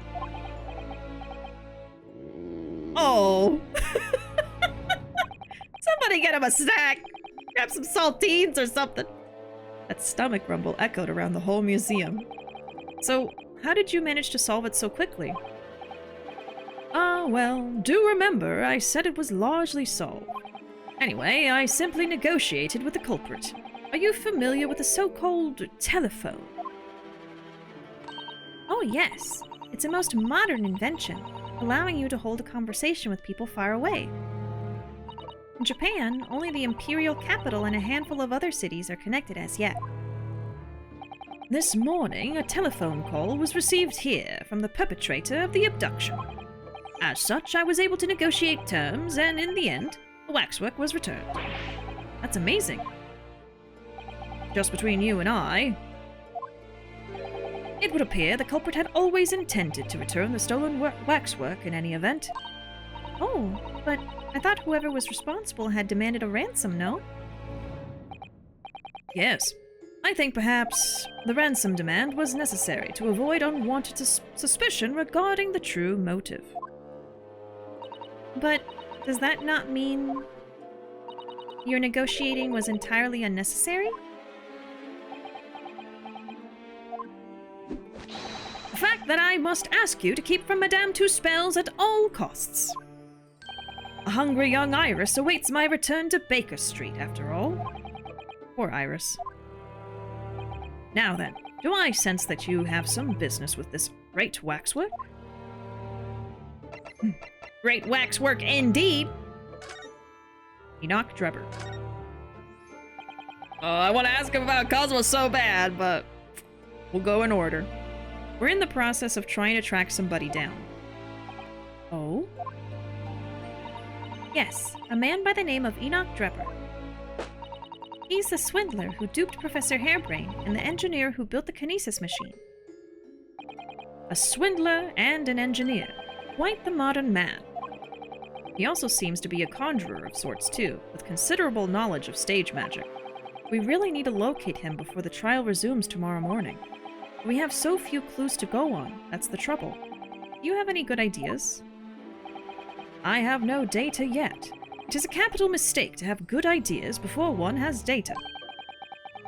If I knew something of the man's appearance, at least, I may be in a better position to help. Yes, Drebber's appearance. Fortunately for you, however, presently I have little to occupy myself and little to fill my stomach. As soon as you find any clue, no matter how small, I should gladly give you my thoughts on it. Okay, so, I want to ask about Cosmo, but let's do this while I remember. Oh wait, I gotta go through the channels properly. There we go. Present. A present for you. Mr. Sholmes, would you cast your eyes over this photographic print? It's of Mr. Enoch Drebber, the face of the engineer we seek. Well, all Englishmen look broadly the same, of course. So looking at the photograph won't be particularly instructive. Are you all right, Mr. Sholmes? Ah, yes. Forgive me. Very interesting, this. Very interesting indeed. What's wrong, Mr. Sholmes? You've turned quite pale all of a sudden.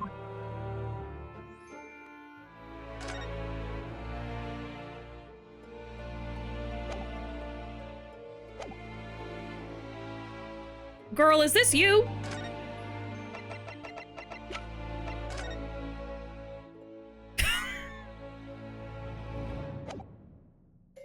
I'm looking at his face, then I'm looking at the picture. I don't know. Nah, I don't know. It looks like him a little bit. If it's not that, he just knows him. Or it's his brother or something. I don't know. Okay, interesting. I guess let me show him a bunch of stuff. Oh. Odie Asman. Yes, a fearsome adversary. What? You mean you fought him? I once infiltrated his criminal organization in order to investigate the man and his activities. But he saw through my disguise instantly. I still remember what the man said to me now. What was it? Whoever saw such a tall old lady? Old lady? Indeed, but my special disguise hasn't seen the light of day again since that humiliation. Mrs. Minicle is retired. Mrs. Minicle? I would give my right arm to see that. Oh my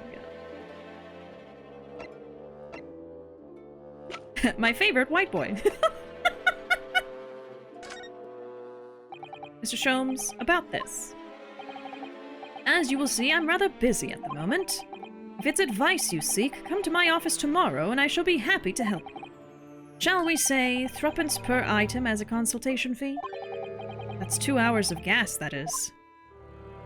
Okay. Maybe this. No. He does not care. Oh my god. It's gonna make me sit through that animation of him tilting up his hat every time. Every time. Every time. Maybe I don't need to show him anything. Okay. Let's finally ask what I've been dying to ask him. Kazuma's death. Mr. Sholmes, did you lie to us? My dear Mr. Naruhodo, stay that piercing stare. What is this about? Last winter, when we were first on our way to Britain aboard the steamship, your words were very clear. So then, let us unravel this mystery and discover what events led to this curious murder. You told us that it was murder, and you examined Kazuma-sama's body. Indeed. And wherein lies the problem? We met him earlier today. The victim, Kazuma Asogi. You're quite sure? He was wearing some sort of mask and was apparently suffering from amnesia. But yes, I'm quite sure it was Kazuma-sama. You must have known at the time, Mr. Sholmes, that he wasn't actually dead. Well, I can only assume I was swept up in the murderous atmosphere of the moment. Shut up! What? But the fellow wasn't dead at all? Priceless! I don't suppose that performance would pass muster, would it, Mr. Naruhodo? Oh.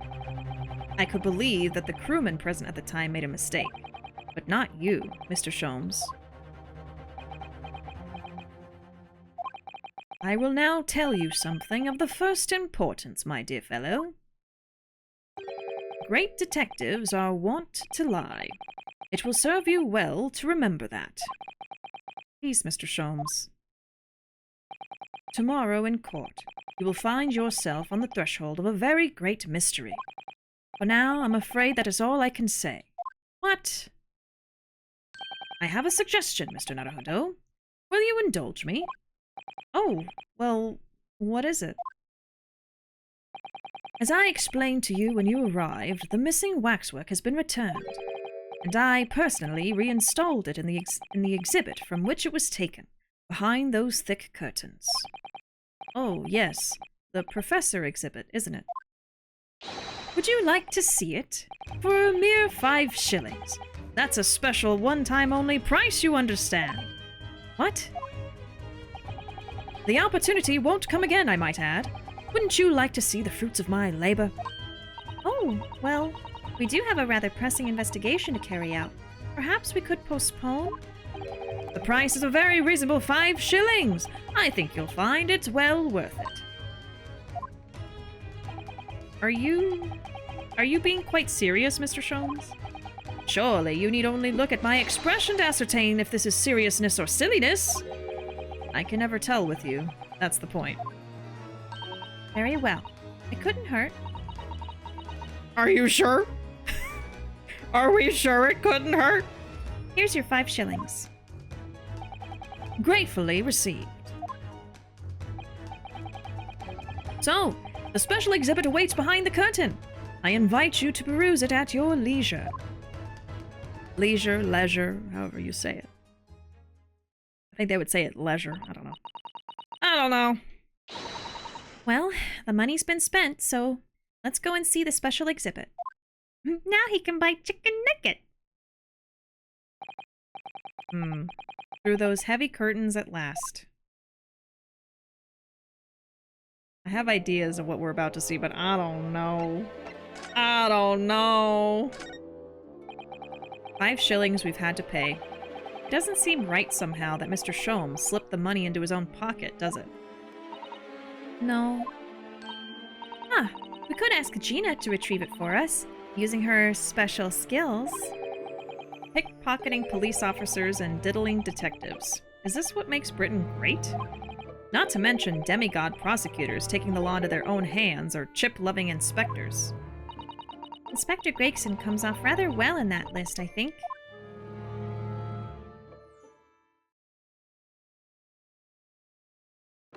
October 23rd. Madame Tusspells special exhibit. Diddling detectives, you say? Oh dear God!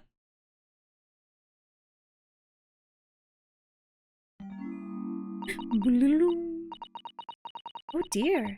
I felt a shiver run down my spine as soon as we walked in here. Mr. Sato! I say we turn on our heels and go straight home, via a really big confectionery. We certainly can't do that. We've paid 5 shillings already. True.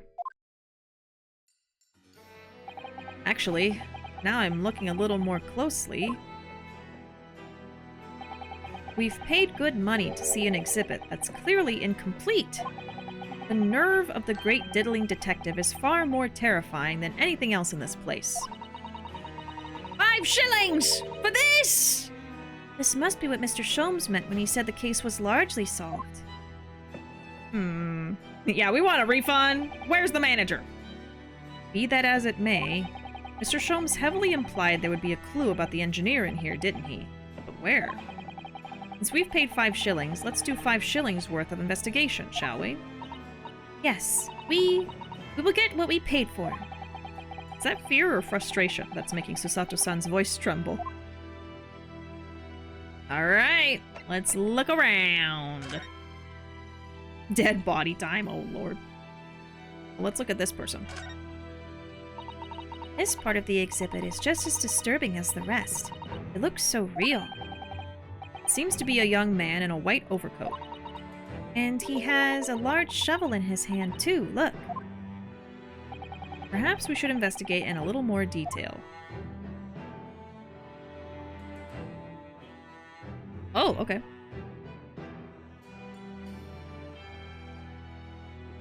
Ooh. What's this here? Well, this would appear to be a lens in the middle, so I believe it's probably a camera. A camera? But it's so small.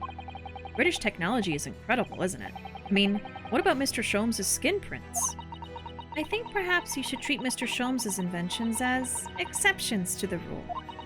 But anyway, why would the man be in a graveyard at night with a camera? I wonder. Perhaps he was trying to capture the moment a dead body came back as a ghost on film. We'll just borrow this for a little while, I think. We took the camera, okay. Camera from around the neck of a waxwork in the Madame Tusspells special exhibit. By looking at the photographic plate inside the camera, we can see what picture was taken. What's a photographic plate? It's a piece of glass coated in a special emulsion that reacts to the light coming in through the lens. If we open the cover at the back of the camera, we should find it. Let's have a look. You should see yourself, Susato-san. Your eyes are shining. You really do like machinery, don't you? Okay. I guess we'll look at it in a second. And then I can't see their face. There, I can see you a little bit. Oh, is that a monocle? I can't see his face very well, can you? I'm just tilting it up so I can see it. Perhaps if I just... Oh, do you think you should be manhandling the exhibits, Mr. Naruhodo? I'll put it back exactly as it was, don't worry. I spoiled it.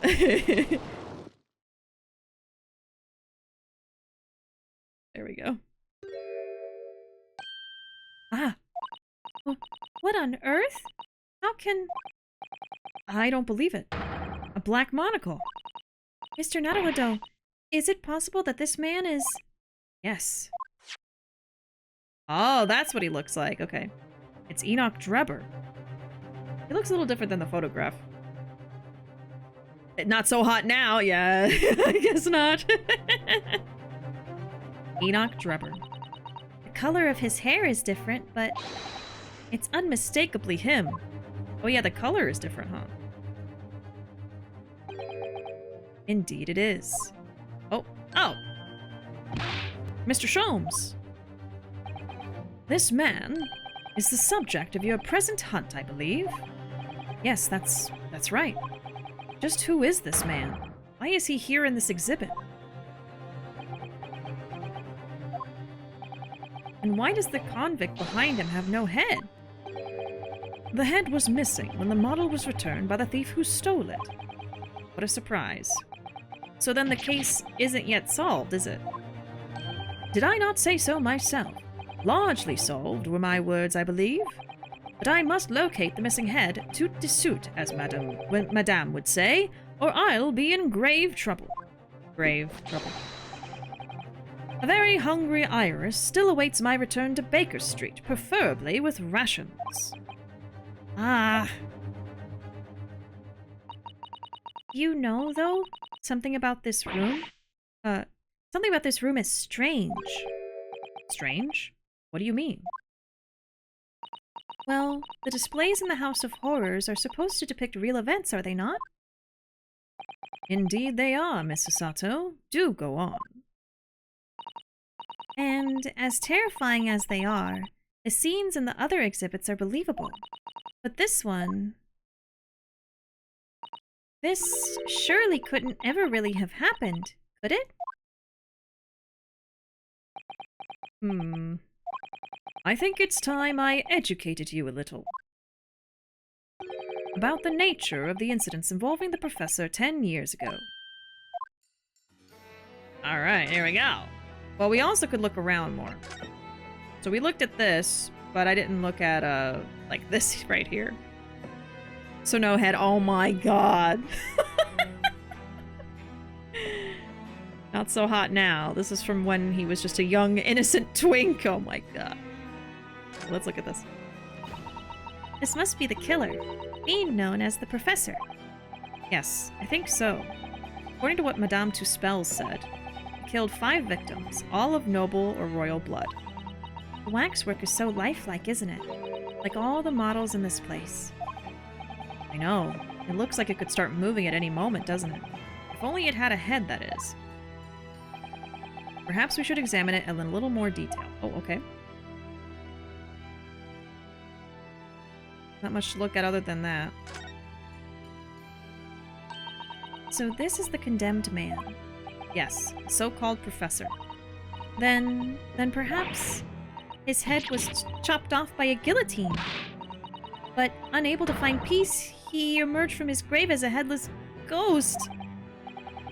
Do we have to entertain such terrifying ideas, Miss Susato? Anyway, I'm sure the model had a head once. There's a metal fitting for it, see? Then perhaps Mr. Sholmes absent-mindedly forgot to reattach it? That's an extremely absent-minded detective you're describing, isn't it? Or perhaps the thief absent-mindedly forgot to include the head when he or she returned it to the museum? And that would be an extremely absent-minded thief. Could there have been some reason why only the head wasn't returned? Well, whatever the reason, it means we don't know what the face of the infamous professor looked like, do we? Yeah, I feel like that's going to be pretty important. Oh. There's something caught just inside the convict's jacket here. Oh, I did not see that. It looks like a piece of broken glass, and quite a big piece, too. It's very thick, isn't it? About 5 times thicker than normal window glazing, I'd say. Where could such a thick piece of glass have come from, I wonder? I suppose it must have been made thick to increase its strength? Why? Well, perhaps because the glass had to span a particularly wide area, such as in a big building, for example. Like the Crystal Tower? Maybe? Oh. My neurons are firing! They're firing! Let's see. A piece of glass found in... Because this could have been a dummy. There you go. Found in the Professor Wax work. Could be from the Crystal Tower. Maybe used in the experiment. Okay. Got it. Oh wait, sorry. I didn't read that. Well, we've seen a large glass building recently, haven't we? And some of the glass was broken, too. You don't mean... Exactly. The Crystal Tower at the Great Exhibition. Okay, so if you don't guess, they tell you. But why would glass from the Crystal Tower be lodged inside this waxworks jacket? It makes you think, doesn't it? A piece of broken glass has been added into the court record. A small fragment of very unusual thick glass that was found in the folds of the clothing of the professor at Waxwork. It would appear to be from the Crystal Tower. Mm-hmm. Earlier in court, we established that the kinesis experiment was a trick. And now we discover this fragment of glass here in this waxwork. Is it just a coincidence? So maybe... if he was meant to look like... where is he? Oh, here we go, here we go. So, if the dummy is supposed to look like Asmon, maybe Asmon was, the professor murderer. That's what I'm thinking. And then that's why they're keeping the face so that we don't make the connection?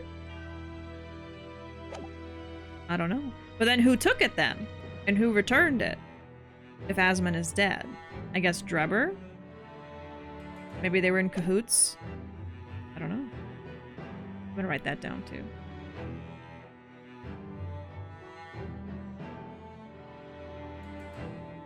Okay. He came alive and was there watching. Headless too. Not me thinking of Sonic Tilted Tower. Oh my god. The meme. Oh my god. Okay, that's everything to look at. But I'm very glad I looked at that. Wait. I missed something. I did. I can't miss anything now. I've been through too much today. It doesn't matter if they're here in Britain or in Japan. Graveyards are scary. Now I come to think of it, this is the first time I've seen a British grave.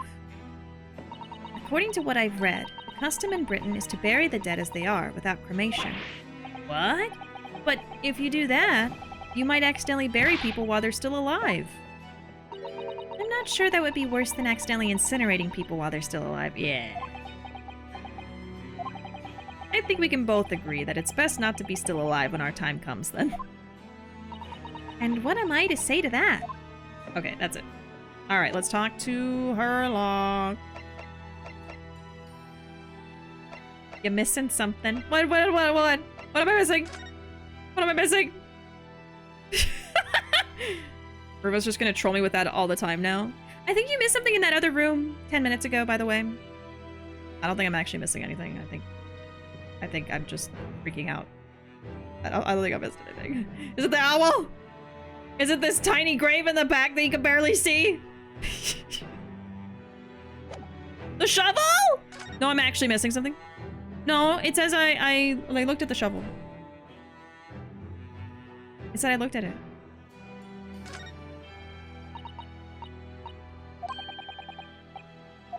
Unless I have to look at it when I'm close up.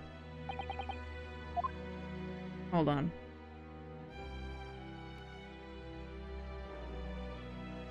Can I look at the shovel? I don't even think I can look at the shovel. I looked at him. Oh. Okay, I can look at the shovel. It's difficult to do that. What a large shovel. He's holding it rather ominously, isn't he? And then when I went over it, it said a check mark. What the heck? What on earth was the man doing with a shovel in a graveyard in the middle of the night? Miss Susato. Yes?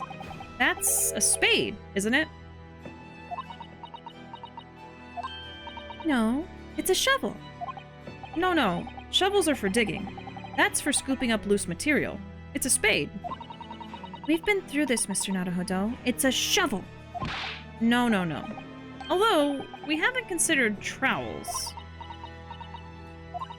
We've allowed ourselves to be distracted, I feel. Perhaps we should concentrate on what the man was doing with the implement. So we're going to bury the hatchet? You're right, though. What was the man doing in the graveyard in the first place? That's the real question. Definitely not a trowel. Oh, brother! Thank goodness I didn't miss that!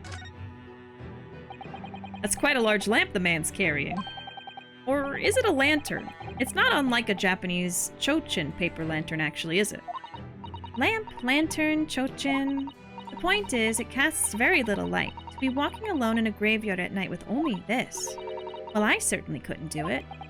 I'm not sure I could visit a graveyard at all, even in broad daylight, to be honest. It was supposed to be a trophy to look at the shovel? What do you mean? Why I didn't get the trophy? Why no trophy for Bishi? Okay. I think I had to look at it in a certain order. That's not fair. Just because I looked at a man's face before I looked at the shovel he's holding should not mean that I don't get to have a little trophy. Alright. Anyway. The Resurrecting Convict. I believe I told you a little about the professor yesterday, did I not? He took the lives of 5 victims, every one being either a member of the aristocracy or royalty. All were attacked by an enormous hunting hound and had their throats ripped from their bodies. A hunting hound? Like the Hound of the Baskervilles? Oh. Okay. Huh. Hello, broski. Welcome. Oh, you have to click on every shovel in the game for the trophy. Okay. So that's probably why I got the stepladder trophy. I probably looked at all of them. Darn it. Alright. That's fine. I must have missed one at some point. My bad. Thanks for letting me know. Let's see. Yeah, all were attacking had their throats ripped from their bodies. So pleasant. Oh gosh. An enormous hound? How awful. Like Toby, yeah. Just like 10 times bigger and a little more ferocious. After taking the life of his 5th victim, the killer was apprehended. It was a case of unprecedented magnitude in Britain, you understand. Accordingly, the professor was tried in a closed court. No members of the public were permitted. Closed court? So you mean that the professor's identity... As you've surmised, my dear fellow, his identity was never made public. Naturally, he was found guilty and was summarily sentenced to death by hanging. He was buried in a grave at Lowgate Cemetery, which adjoins the rear of the prison where he had been held. However, that was not the end of the affair. Oh. The very night that he was buried, the convicted man came back to life. Okay, wait, so if they didn't know his identity, then how did Tusspells make the wax work?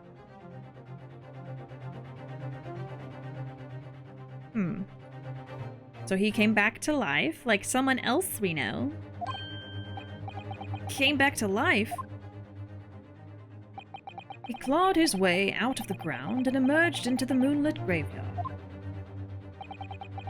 The exhibit here depicts that very scene, as described by the sole witness to those chilling events. There was a witness? But of course, my dear fellow, it was none other than... the young man in the white overcoat. Enoch Drebber. He saw it happen? Interesting. Okay, the young witness. So, this is a waxwork model of Enoch Drebber. 10 years ago, convicted professor having been gibbeted? Gibbeted? I'm gonna have to look that up. Gibbeted. Gibbeted. Is it like killed?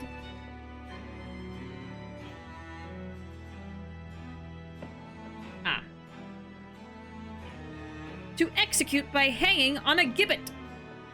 What is a gibbet? Oh, British people and their words. A gallows. Okay. I have never heard that before. Never heard of it. Having been gibbeted and buried, emerged from his grave in the dead of night. The sole witness to that unimaginable scene was this young man.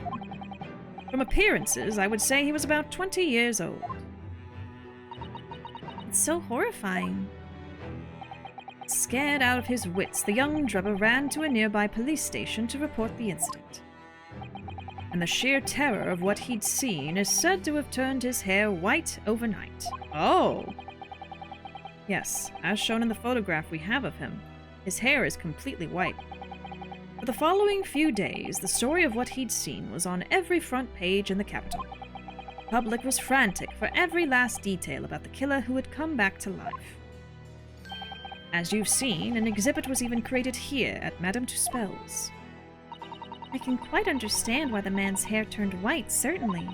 But what I don't understand is what Mr. Drebber was doing in the first place, in a lonely graveyard in the middle of the night.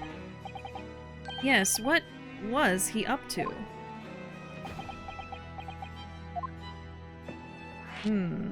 Following the execution. The professor's acts of terror threw London's upper classes into complete panic 10 years ago. It was a great scandal, one might say, at the very highest levels of society. And since the killer's identity was never made public, rumors abounded. After all, no killer had ever before systematically employed a dog as a weapon of murder. Yes, I can imagine the impact the case must have had. But in time, of course, the rumors abated. So, too, did talk of the shocking witness account of the convict who came back to life. It was forgotten, dismissed as a dubious ghost story, as a preposterous parlor tale. But why did people stop believing it? Why, simply because there was no resurrection to speak of, as was established in fact. What do you mean by no resurrection? The police investigated the grave in Lowgate Cemetery and published their findings. The convict's body was found to be buried exactly where it had been following the execution. No, but that would mean Mr. Drebber must have lied to the police and the newspapers. That would appear to be the only logical explanation, yes. The young man subsequently vanished from society, and nothing has been heard of him since. It's rather striking, then, that he should resurface now. Do you think? Of course the convicted murderer couldn't really have come back to life. It's not possible. But Drebber's hair is unusually white, and if that really did happen overnight as a result of shock, it's hard to believe the incident was an out-and-out lie. So he saw something. Something happened to him. Okay, let's see. So, Professor was killed and buried.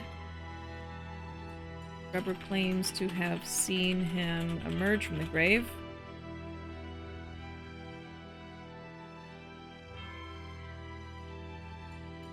But the body was still in the grave.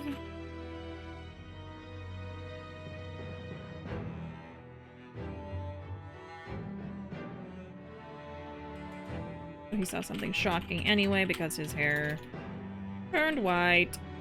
Okay, I don't think there's anything else I had to write down. I think that's it. Okay.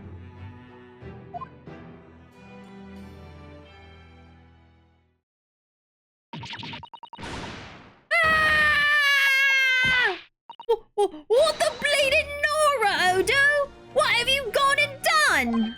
Gina, what are you doing here? I asked Iris and she said this is where you'd be, so... Gina, not so loud in the museum. Madame Tusspells will have you take a position as a waxwork if you're not careful. I think there might be a more pressing concern. I still had some flash powder left from 6 months ago, so... all right, Gina, we understand, but please, put down the gun. I was just casually drinking some water. Then Gina shows up. Sorry, I got scared. You should try being the one on the other end of the barrel.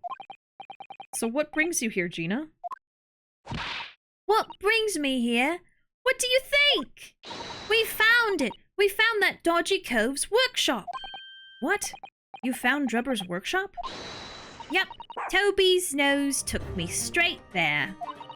The boss and the others are heading over there now in a drag, so come on. Here's the address. I got the boss to write it out. Did she bring the dog? Yeah! Of course she brought Toby. Oh, thank you, Gina. We'll make our way there at once. All right, then. See you there. Thanks, Gina.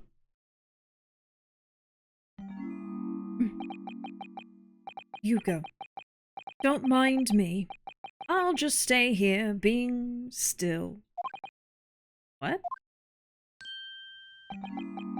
I know my place. In the exhibit over there. Oh dear. Someone's feeling sorry for himself. Oh well, too bad. Let's go. Let's go, Mr. Sholmes. You're coming. Your words hearten me, I must say. But if I were to shirk my duties here, Madame would have me pay monetary recompense and Iris's dinner plate would be empty without me. Forget that. I'll pay for everything. Oh, Rio, you're falling for his tricks! Then there's not a moment to lose, my dear fellow. I shall hail a carriage at once, of the very finest quality, of the very finest speed, and of the highest price. It is on you, after all. Cry me a wax river. No offer to share the cost from Mr. Sholmes, then? I shall gladly pay half, Mr. Naruhodo. Thank you, Miss Susato. Right, let's go. Things are happening. We're here. 23rd October, Enoch Drebber's workshop. Wow. So there's another one here. This is like a replica. Okay, before we keep going, oh my god. Violet, welcome in. I'm so sorry. I'm actually about to go on a little break. We're past halfway through with the stream, so I was going to take a quick 5-minute break. But welcome in. I'll be back soon. I'm going to go get some more water and just kind of walk around a little bit, stretch my legs. And I'll be back in about 5 minutes. We'll continue. We are still in investigation. I really thought we were going to get to the courtroom today. Maybe towards the end of stream or something, but we'll see. I will be right back. Feel free to grab a drink or a snack if you need it. And use some chat commands if you want to have some fun. But BRB.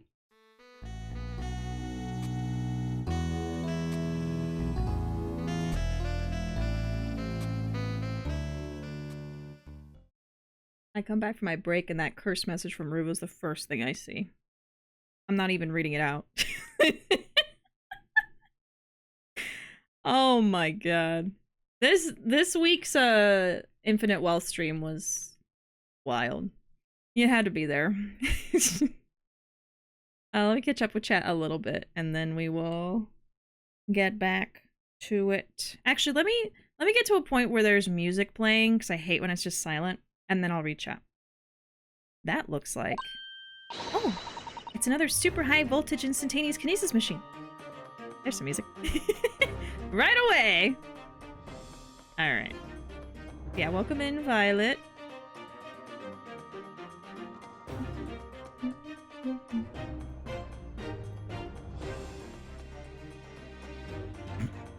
"93% love, with Kiryu suing his landlord for not helping with the dishwasher despite being contractually obligated to deal with any kind of maintenance in his apartment complex." A high percentage. That happened. Sort of. Oh, like, not that I don't believe it would happen, because the Yakuza games seem to have everything in them. Yeah. You could tell me pretty much anything about that series and I would believe it. I don't blame you. There's a lot of wacky hijinks that go on. You would know which one was true and which I just made up. Yeah, out of all of those. Of course, being a Yakuza fan, I know exactly which one is true. But... oh my god. I want to say they're all true. You'll have to keep playing the games to find out. You'll have to watch every single Bishi Yakuza stream to find out. Anyway, We're playing Ace Attorney tonight. We're finally making progress. In this darn game, we have finally found Drebber's workshop. Drebber is the character that basically faked the experiment without our twink friend knowing, Professor Harebrained. It's another super high voltage instantaneous kinesis machine. It looks just like the one on the stage, but there's no trapdoor, I don't think. Indeed, it would appear so. Though only a prototype, naturally. Oh, so you got here then. Gina, well done for finding this place. And in such little time. You've really worked miracles. Is Toby here, who's the miracle worker? Woof. Yes, there's a puppy. There's a puppy. And an old man. Ah, I thought you lot would show up before long. Hello, Inspector. That's one knitted brow. Yeah, he's like... He looks like he's eating a lemon, not a bag of fish and chips. So, Inspector, is there any sign of the engineer? Sadly not. We didn't find a soul in here. Oh, what a shame. Well, thank you for letting us know about this place and giving us the chance to investigate. According to what Gina tells me, we only found it thanks to a clue that you lot turned up. I wouldn't want to say, go to Paris with a debt of gratitude unpaid now, would I? Thank you. Anyway, if you're hoping to snoop around in here, I'd get cracking. Lord Van Zeeks and the forensic investigation team are on their way here as we speak. Them again. I imagine you've got the picture by now. They don't take too kindly to lawyer types. Right. So then, my dear fellow, let's turn this place upside down whilst we have the chance. And you, Sholmes. Pardon? They take even less kindly to great detectives than they do to lawyers. Very droll, Gregson. Very droll. But you may consider me nothing more than an inconspicuous waxwork model. Right then. Let's see what we can find in here. Anyway. Let's just ignore Herlock, shall we? So, we could examine Gregson and talk to him. Honestly, I think we should do everything else, and then we'll talk to him at the end. I think that makes the most sense. Put a little lemon juice on your fish and chips, tasty treat. Right, I was thinking that. I was thinking, well, maybe he just put too much lemon juice on his fish and chips, that's all. Ah, this appears to be the most interesting. Yes, most interesting indeed, wouldn't you say? It's an impressive-looking back massager, that's for sure. What? I have no doubt that if you hit your shoulders a few times with that, your aches and pains would soon go away. It's a Royal Society trophy for excellence in science. A young scientist could wish for no higher honor. Ah. Would you like a massage? No, I'm fine, thank you. I had no idea it was such a grand thing. I think it's becoming increasingly clear. But there's much more to this Mr. Enoch Drebber than conjuring tricks. I couldn't agree more, my dear madam. And how about you, Mr. Naruhodo? Wouldn't you like to take it with you? For your tired shoulders, of course. He's not going to let that go, is he? It's curious, though, isn't it? You would expect such an important trophy to be proudly on display somewhere, not haphazardly cast aside. English gentlemen can be quite a mystery at times. Alright, trophy's been entered into the court record. A Royal Society trophy for excellence in science that was found in Mr. Drebber's workshop. It's a very prestigious award for a young scientist. If only I could speak the words in front of me. I love how manic Sholmes is. Very different to Holmes. Don't ask if you can give him a back rub. Oh my god. Yeah, Sholmes is very interesting character. He's really fun to voice act, I have to say. I love reading out all of his lines. I feel like the accent I do for him is easier for me to do than the other British accents. And then he's just so, like... I love the cadence that I do for him. It's fun. I feel like I do his the best. Okay, let's look at everything else. What on earth is this? An aeroplane, Mr. Naruhodo.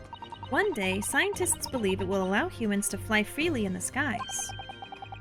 Is that how the trick will be described, is it? Sorry? Well, it's actually suspended by a thin but very strong cable, isn't it? Oh, well, this model is, but a real airplane would actually fly high in the sky. While suspended from somewhere even higher in the sky, of course. Because large metal objects, obviously, can't really stay in midair unsupported. So to you, the solution is ever taller towers? Not the Twisted Towers! Not the Twisted Towers!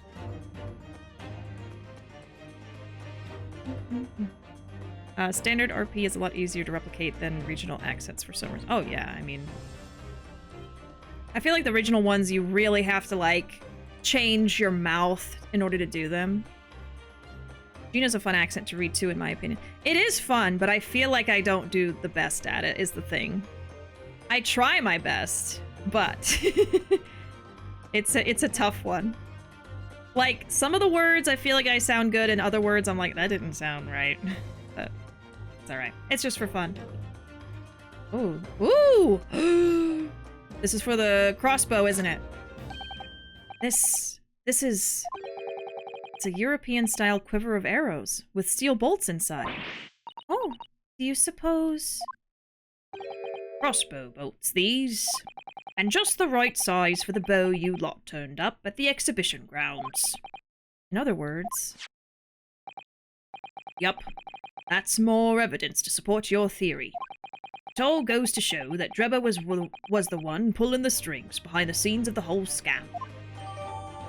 Details of the crossbow have been updated. A crossbow found hidden behind a tree under the experimentation stage belongs to Mr. Enoch Drebber. Okay, so now we know that for sure.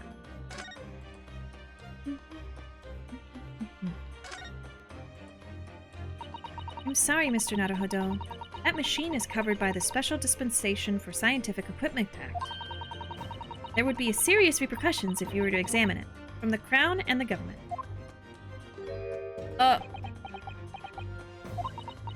Are they already looking?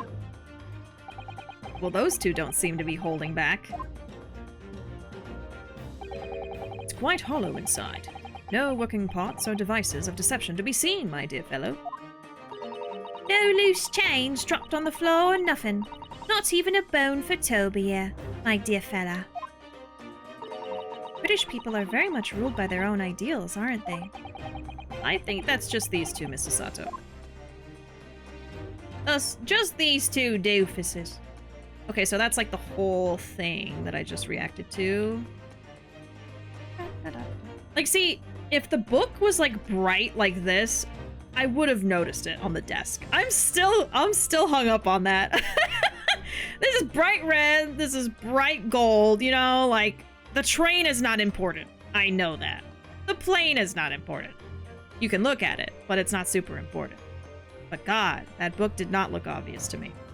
It might just be Gregson now, unless there's something about the ceiling. A train, you say? Yeah, maybe it was at some point in the forest. Who knows? Trains really can go anywhere, can't they? Okay, it's just Gregson now. A fun fact relating to the airplane dialogue. There are several news articles from the same year that the Wright brothers first flew, which claimed that mankind would never achieve mechanical flight. Until successful airplanes actually existed, many people thought it was 100% impossible. Oh yeah! I remember learning about that, like, in school, that, like, it was never even an idea that it could happen. They never thought it would happen, and then finally the Wright brothers, I guess, figured it out. And I think there's, it's a lot more complicated than just the Wright brothers figured it out and invented airplanes. It's like a whole story to it, I think. But God, I do not remember. Well, it looks like we already talked to Gregson. Let me look at him again. I'm sorry, Mr. Naruhodo. Oh, no. Oh, okay. It's still counting as the machine. Weird. Okay.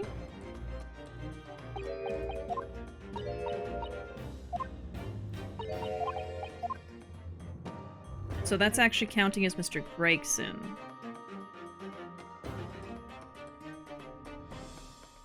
I feel like if we're done here, it's gonna tell me. Or do I just leave? There must be something else. I don't have a very complete understanding of the history of aviation, all of it. I don't think most of us do. So it's fine. You'd have to be like an airplane history buff, I feel like. Door. Oh, the door, the door! The door is also kind of bright. Oh my god. I looked at it too, but then I forgot to, like, hover over it. This door doesn't want to open. Yeah, looks like it's got a pretty heavy lock on it. There's a specialist locksmith on his way over from the yard, so hands off till he gets here. With permission, Inspector, I could have that lock open in less than a minute. Well, you don't have permission, and no one's given it to you. Gregson looked as though he really enjoyed that. Well, there's no sound of anybody on the other side. No, Drebber must have fled at the first sign of danger. Thud. Oh. Something wrong, Miss Susato? Well, I thought I heard a noise from the far side of that door. Well, Gina, did you hear it too? Yeah, I heard it and all. What do you reckon, Toby? Woof woof. Right, mind the grease. Whoever's in there, open up. This is Scotland Yard. Oh, that was him knocking. I would just break down the door. Oh, they're running away. Oh, they're running away. They were still in here the whole time? Oh my, someone is in there. Ah, this rotten bleeding lock. My dear Gregson, as I said only minutes ago, if only it were countenanced, I could unlock that door in less than a minute.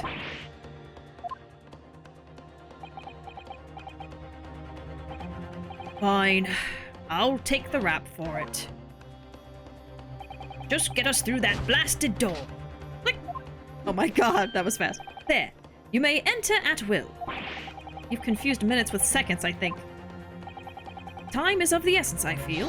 What are we waiting for? Nothing for it, I suppose. This is an emergency. There's a strong possibility that beyond that door is the engineer you all seek. Be prepared for action, my dear fellow. Yes.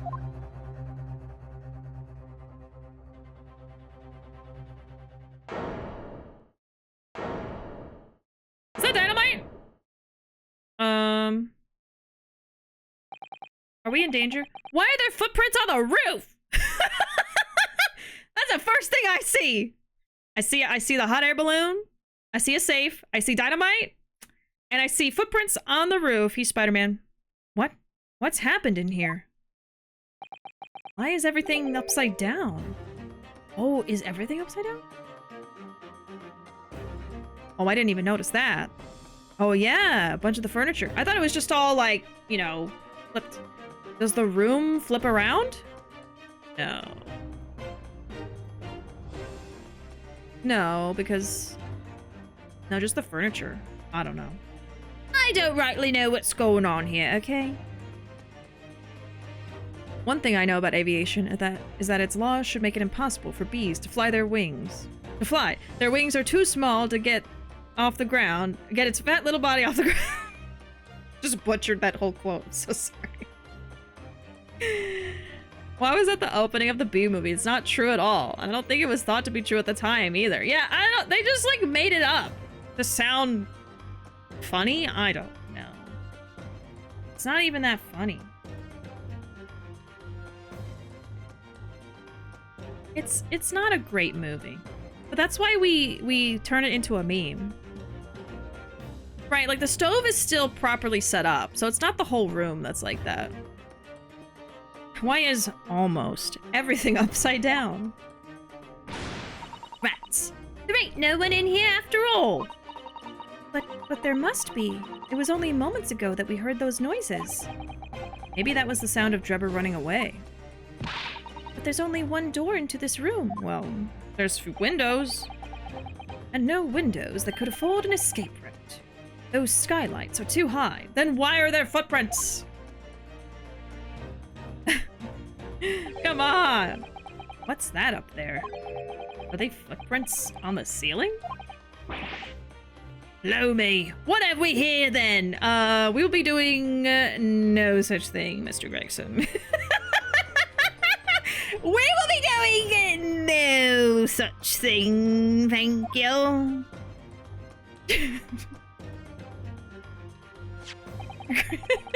It's a British thing, I don't know. Isn't this an E-rated game? If you're British, it is. Looks like someone was trying to burn something in a hurry. First diddling, now blowing. Oh, that looks like a set of blueprints. To what? To that Professor Hairbrain's balmy machine, is it? Blimey! If we'd had these, there'd have been no need to muck about trying to investigate all that scrap metal. There is something of great interest here, too. This rope was lying on the floor at the foot of that pillar. A rope? What's significant about that? Could reach the window, maybe? Never mind. If you're not smart enough to figure that out, then you're lost cause. You see, but you do not observe, Mr. Naruhodo. We must investigate the entire room thoroughly, and before the forensic investigation team arrive too. Of course, Surlocke's looking right at that bomb. Okay. You know what? I haven't saved all day. Let me save real quick.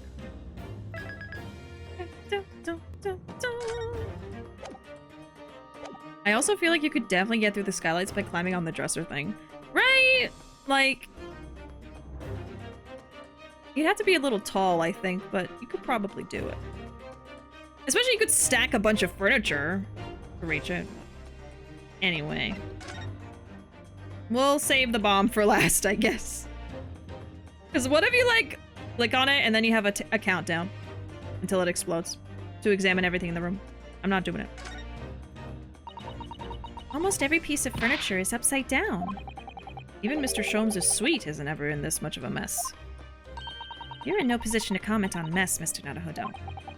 But I suppose it's not quite the same thing, is it? I mean, it's not messy in here, per se. It's that everything is literally upside down. But why? Okay,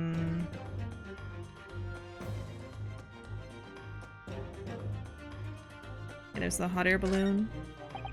That's a really lovely model. It looks just like a real flying balloon. I think it's probably staying aloft on the same principle as a full-sized balloon using gas. A green flying balloon. It does have the hallmarks of that amazing deception at the Great Exhibition, doesn't it? Could it be that the whole thing was planned here in this very workshop? Yeah, probably.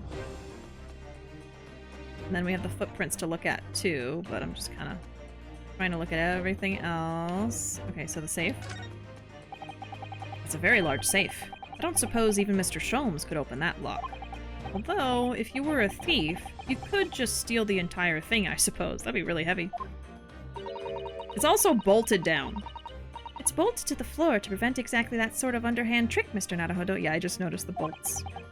Well then, you could just steal the floor as well, I suppose. Yeah, just like saw into the floor.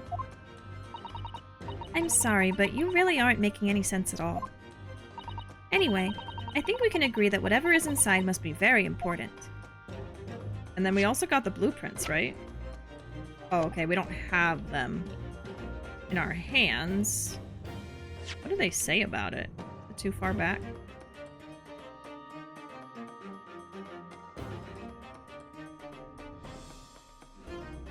Okay, so Gregson found them. Looks like blueprints. Okay. let's look at the footprints. There's no denying it, is there? They're footprints. Yes, it would appear so. And I simply can't imagine how they came to be there. Isn't there a Susato shoot-up or something? Like, a Susato takedown, I mean? I'm no Wonder Woman, Mr. Naruhodo. That would make her almost superhuman, I suppose. Okay. Let's look at the obvious. Mr. Sholmes, have you found something? Ah, Mr. Naruhodo. Yes, in point of fact, something rather fascinating. Our doom! What do you make of this? Let's see. I've never seen anything like it before. Oh my god, he doesn't know. It looks like a bundle of thick cigars wrapped up in a large... Ah! Mr. Sato! What's the matter? That's a... Surely that's a time bomb, isn't it? What? Did you say? Time bomb? Sorry, but what is a time bomb exactly? Eh? You truly are one of a kind, Mr. Naruhodo. I won't take that as a compliment. You don't know nothing, do you, Odo? You haven't got a clue what it is either, have you, Gina? I invite you to consult a dictionary later, Mr. Naruhodo. But this particular specimen is no time bomb, though I confess it has a very similar appearance. Oh, well, thank goodness. But then, what is it? It's a bomb of time. I see. So that's it. Goodness. Mr. Sholmes, have you seen to the heart of the matter? There are times when I consider my lot most unfair. For I'm fated never to know how it feels to flounder as you do when a puzzle presents itself. But I have learned to accept the hardships that come with being a great detective, Miss Susato. Here we go. I feel a great deduction coming. It's a regular bomb, an untimed bomb. In fact, it is a untimely bomb. Once again, I can draw two conclusions from the scene we see before us. The first is that the inverted nature of the furniture in this room is the work of Drebber himself. Oh, but how could you? And the second conclusion is that the small device on the floor there is without question completely genuine. Please, Mr. Sholmes, you must explain everything. It would be a pleasure. After all, it is a great detective's civic duty to teach Scotland Yard the finer points of the trade. His face. Well, Inspector Gregson seems delighted with the idea anyway.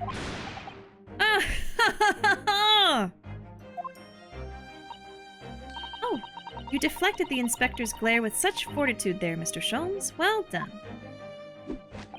You're too kind, my dear madam. I hereby dedicate this great deduction to you. Kindly stand just there, Miss Susato. Oh, yes. I'd be delighted. So, shall we begin? Once again, Herlock Sholmes is proud to present his Logic and Reasoning Spectacular. The game is afoot. Topic 1. Flipped furniture. Deduce these. Oh, good lord.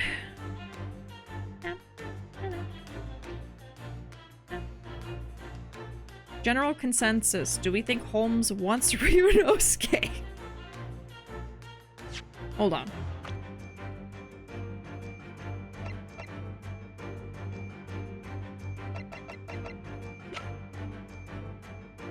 How old is Ryu? I think Ryu's in his 20s, right? I just had to make sure. Like, wait a second. How old is Ryu again? 20 or 21? Okay. I think people do ship it. I don't really ship anything in Ace Attorney, or at least in like Great Ace Attorney. I ship Phoenix and Edgeworth for sure. That's like the basic ship of all time. Aside from that, not really anything. But I know people ship it. Same age as Kazuma. Well, it didn't say his age because it's not confirmed that it's Kazuma yet in the little thing. I was checking for that though. I was like, doesn't it say how old he is? No. Yeah, him and Kazuma are the same age. Yes. Can I skip something? Oh, okay. You know how Herlock is always wrong? And is a time. What if it's a time bomb and then while he explains we all blow up? Yep. That's what I'm worried about. I don't know if I ship it as a couple. I just think that Sholmes is hot for Ryu. He's got a crush on him. Maybe. Maybe. I think it's very interesting that they decided to use the name Enoch Drebber for this character. In the original book, all Enoch Drebber does is die. He's a victim in a murder case. Oh, interesting. I don't know. Maybe by the end of the case, we'll see why he was a reference. I don't know. Maybe he's gonna die, and you just spoiled me. No, I'm just kidding. It's fine. He's hot for his dumbness, yes. I mean, sometimes, you know, sometimes that's what you like, you know? I mean, that's why people like himbos. They're just hot and dumb. All right, let's see. It's plain to see that this room is in complete disarray. The bed, the table and chairs, the lamp, everything is upside down. Almost as if every item in the room had, until recently, been happily positioned on the ceiling. Before falling straight down onto the floor. Every item in the room was on the ceiling. Oh, sorry, that's Susato. Suddenly, she sounds like Herlock. Every item in the room was on the ceiling. Are you suggesting that... Indeed. The key here... Whoa. Is gravity. It would appear that technology has at last succeeded in freeing us from the great pull of the Earth. But the gravity in this room was reversed and then suddenly restored to normality. Goodness! The inverted furniture clearly reveals the truth about the part gravity played in this whole business. I quite understand your skepticism, Miss Susato. I, too, was incredulous at first. However, my conviction in my analysis was cemented when I observed this.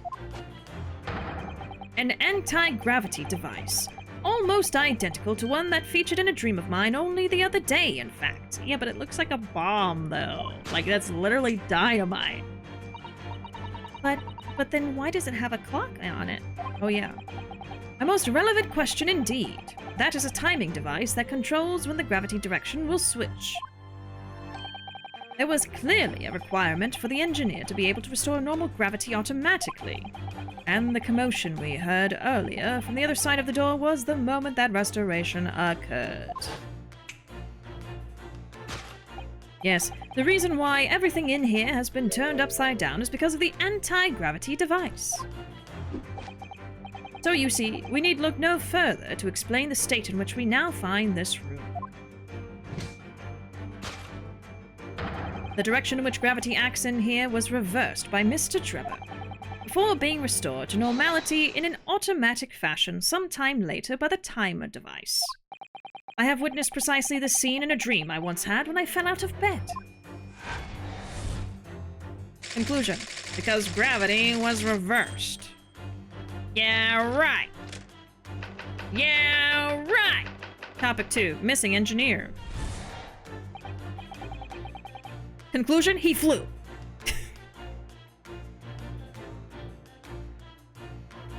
I feel like they're not going to reference the story that much. Yeah, maybe it's just a reference to be a reference. Like, it's not actually meaning anything. It's just, let's use a name from the book that doesn't apply at all. Who knows? The dumbness makes them adorable and gives a sort of I could teach him thing. Oh yeah, way better than I can fix them. I can teach them. A lot of that case relates to the Mormon faith, and I don't think a Japanese game would be that interested in discussing a very American religion. Probably not. Probably not! Yeah, I wonder why they did choose the name. Me when I dream something that I thought actually happened. Just confuse it with memory. Mr. Sholmes, I'm not very sure of that yet. Every deduction is just like, yeah, okay. Yeah, okay, Mr. Sholmes. Who's the dumb one now? It's not me. That's for sure. Now, let us consider the next conundrum. Not reconsider. What was our engineer friend's aim? Indubitably, the greatest clue we have to explain his actions is above our heads. Yes. How is it possible that there are footprints all the way up there on the ceiling? A question whose answer will lead us neatly to the truth, my dear madam. The reason there are footprints on the ceiling is because of the nearby skylight. Of course, Drebber's aim was singular, to escape. However, there is but one way into this room, excepting the skylight, that is. Ah. Oh. The animation's pretty cool for this, though. By inverting the gravity in here, Drebber was able to fall conveniently to the ceiling and make his escape via the otherwise inaccessible skylight, leaving those footprints behind on the way. But the ceiling in here is very high, Mr. Sholmes. If the gravity reversal was sudden, wouldn't Mr. Drebber have fallen up to the ceiling rather violently? Falling up is both scientifically and philosophically a rather interesting concept, I feel. But the man was concerned with nowhere to run. Oh, cornered, not concerned! The man was cornered with nowhere to run, so escape through the skylight was his only option. You may recall that I found this in the room earlier, which I believe offers a solution. Oh, the rope. To reach the intended destination, what better tool than this rope? By anchoring one end to the wall, the man was able to lower himself safely to the ceiling. Which explains how Drebber was able to escape this room before our arrival. He reversed the pull of gravity and fled via the skylight. And personally, I should very much like to reverse the pull of gravity again now, just for fun. He's so silly. Escaped via the skylight. Thus concludes Sherlock Sholmes' great deduction of this topsy-turvy puzzle.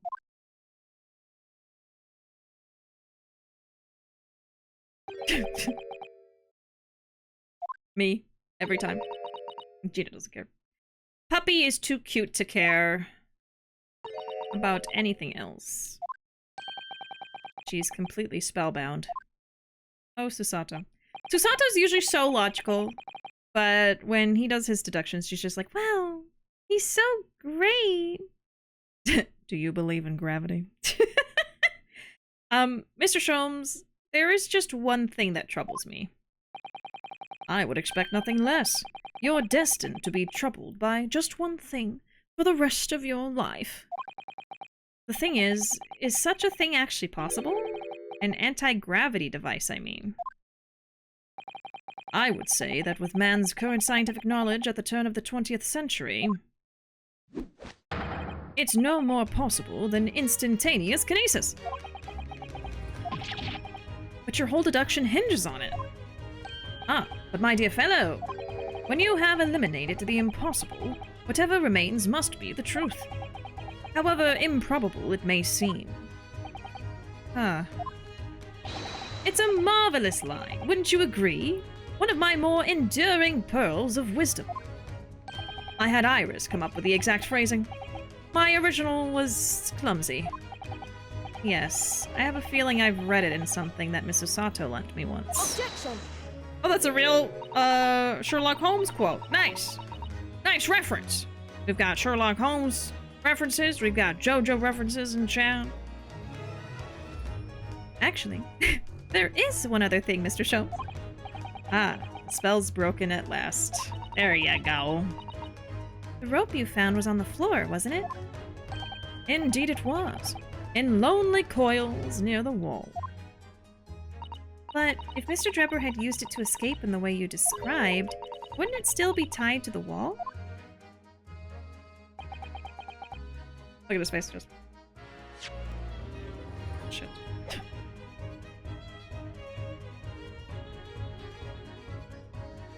I hadn't thought of that one. Mysteries inevitably unravel in the end, as I think you'll find do ropes. And as evidence of such, you need only look at the mystery we faced in this room, now skillfully unraveled. That argument is as circular as the coils of rope. I think perhaps we might need to give Mr. Sholmes the usual little helping hand. I'm sure with some minor corrections, the great detective's great deduction will lead us to the truth. Yes, you're right. And we must do it quickly, before Enoch Drebber gets too far away. If you're ready, then let us resume. Sherlock Sholmes' Logic and Reasoning Spectacular!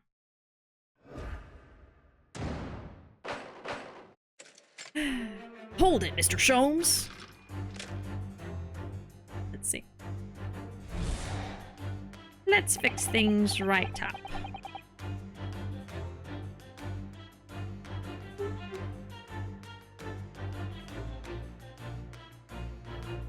Though Ryu didn't know what a time bomb was and couldn't infer from the name. Right, wouldn't the name have tipped him off somehow? But he also didn't know what a trophy was. But I don't think that that does not make him intelligent. I think it's just they don't got those in Japan, so he just didn't know.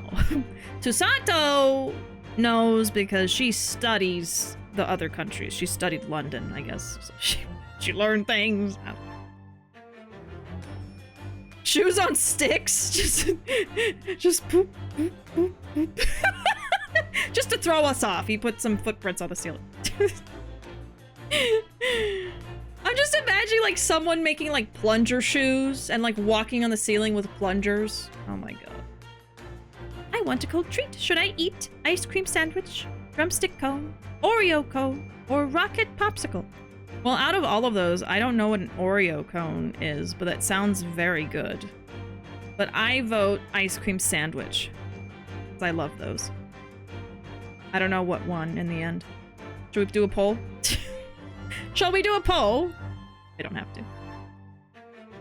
When I was a kid, I used to have this fear that gravity would suddenly reverse and I would fall into the sky and then suffocate in space! Oh god. That does sound like a very kid fear, though. Oh no. In JoJo, is gravity like a disputable concept? I mean, it does play a major part in one of the seasons, yeah. It's like a whole thing. JoJo is the Yakuza of anime. Or maybe Yakuza is the JoJo of video games. They don't have awards in Japan, or Ryu never won one! Oh! He's not a winner. That's why. It's like how Ryoma didn't know what a banana was. See? There's other stuff he just doesn't know. It's not his fault. Literally, you could also tell me anything about JoJo and I would believe that too, yeah. JoJo's also supremely wacky. I think it completely makes sense that I went from being into JoJo to being into Yakuza, because they have similar vibes, you know? Only thing I know about JoJo is how a stand works, because my friends explained it. I said that if I had one, it would make me the hottest person in any given room by killing anyone more attractive. They said that's lore compliant, yeah? Yeah? Oh my god! That's terrible! Oh, Jesus. Yeah, I love JoJo. I have not read the manga, but I've watched all of the anime, and I read up to part 3. Like, I read, I think, partway into part 3 of the manga, but I didn't read past that. So, like, I don't know any seasons past Jolene's part. But I know of them, and I know some things here and there just from being in a JoJo for so long. You just kind of pick up on things and learn things. I basically got spoiled for some stuff that happened at the end of Jolene's part because of that. It was just like this one random post on Tumblr I saw one day that was like a photo set of the manga panels of like the end of the fucking part where things happen. I was like, what the fuck? And I was like, not even, I think I was still in like part 3 or something because I watched it as it was airing. And I got spoiled for the end of Jolene's part forever ago, so that sucked. But I still love the season. I think Jolene's part is one of my favorites still. But yeah, I'm not as into JoJo as I used to be. I used to cosplay a bunch of different characters from JoJo. I have a bunch of figures for JoJo behind me. My favorite used to be Dio, and I cosplayed him a lot. I cosplayed Caesar, Joseph at one point, Cars. Yes, there's a character called Cars, okay, with a K. Oh my god, who else did I cosplay? I mean, several versions of Dio, like 3 or 4 versions of Dio. I wanted to cosplay Jolene, but I never got around to it. I wanted to cosplay Kaku, and I never got around to it. Oh, Giorno! How could I forget Giorno? I cosplayed Giorno. I loved that. I felt so pretty. The wig looked amazing, and I loved how I did my makeup. That's probably it. I don't think I did any more characters, but honestly, I cosplayed so many, I don't remember all of them. The JoJo of video games is Persona. Oh my god. I like Jolene's character design. Yeah. She's pretty cool. She's a baddie, for sure. Oh wait, no, I do have a Jolene figure. I was about to be like, I wanted a figure of Jolene, but I have one. I have Jolene, Jonathan, Dio, I think a Joseph and a Caesar somewhere. I actually don't know where that is. Never mind. Okay. I hope I didn't lose any figures. They might just be packed somewhere. I think I just packed them. Okay. I gotta play the game. I gotta play this. Okay. It's plain to see that this room is in complete disarray. Bad, the table and chairs. So I'm not gonna voice act this because we already read it. Everything's upside down. Almost as if every item in the room had, until recently, been happily positioned on the ceiling before falling straight down onto the floor. Every item in the room is on the ceiling. Are you suggesting that? This is me like if I didn't voice act and I just read things out with like the most minimal effort possible. Indeed, the key here is gravity. It would appear that technology has at last succeeded in freeing us from the great pull of Earth. Where the gravity in this room was reversed and then suddenly restored to normality. Goodness. The inverted furniture clearly reveals the truth about the part gravity played in this whole business. I think gravity could have been reversed in this very room. I find the whole idea utterly enthralling. Only Mr. Sholmes could conceive of such an explanation. The man himself admitted it was a scientific impossibility, so... Yes, you're quite right. We must completely discount the idea at once. Ooh, that's unusually merciless of you, Miss Susato. When you have eliminated the impossible, whatever remains must be the truth. The great detective himself said so, didn't he? While refusing to part with his dreams of anti-gravity devices. Yes, I suppose so. Well, let's see if examining this topsy-turvy scene a little more closely reveals some proof that shows exactly what the gravity in this room was or wasn't doing. Alright. Well, got a little vase here. Yeah, so I mean, there's some stuff that's not upside down. I'm sure it's the frickin' vase. I mean, come on. It even says upright vase. Large safe. I mean, the safe is also... Actually, the safe is bolted down so it can't fall up and down, isn't it? That could be why. Drebber has a stand. That's the answer. I like the idea of cosplaying, but I don't feel like I look like any characters. While I completely understand your sentiment and your feelings on the matter, you don't have to look like a character to cosplay them. Absolutely not. You can cosplay anybody you want. There's so many characters you could be. You could just be your favorite character, it doesn't matter. I definitely don't look like all the characters I cosplayed, you know?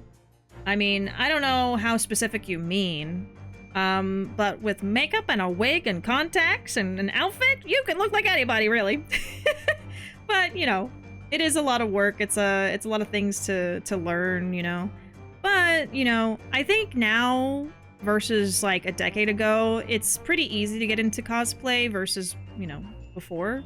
You could buy a styled wig of the character you want to look like. You can buy the contacts to look like the eye color, or you don't even have to wear contacts, but you can buy the costume or commission it from somebody. You know, if you don't know how to sew or style wigs, you can still definitely cosplay for fun. Absolutely. If you could cosplay any character, who would you want to try to be? I'm gonna look at the safe, but I'm not gonna present it yet. Look, Miss Susato. When everything seems to be upside down in here, this safe is conspicuously the right way up. Oh my god, what did you just say? Have you noticed? Yes, that's true. But look more closely at the safe's feet.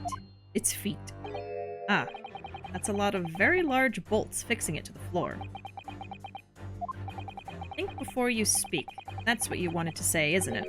I really put my foot in my mouth there. I certainly didn't say that. Okay. So how about the vase? Well, well. I wasn't expecting to find a pretty bunch of flowers in here, that's for sure. Look at that. I know. That slender little vase looks like it's about to topple at any moment, but the flowers are thriving. Somehow it makes you think of the fragility of life, wouldn't you say? To be honest, Mr. Naruhodo, something else about it made a rather deeper impression on me. So it was actually the flowers, okay. Not the safe. If I could dress as anyone, I guess maybe Misa from Death Note. Oh my god! I love Misa. I like how cool her outfits are. Yes! I would encourage you to try to cosplay her, honestly. She's so cute. Easily you could do that. I mean, not easily. I mean, you know what I mean, though? Like, you could get a wig that looks like Misa. And then you could go thrifting and find, like, clothes that look like Misa. And then she wears so many outfits, you don't even have to, like, technically do a canon outfit. You could just dress like Misa would. And just have the wig, and you're golden.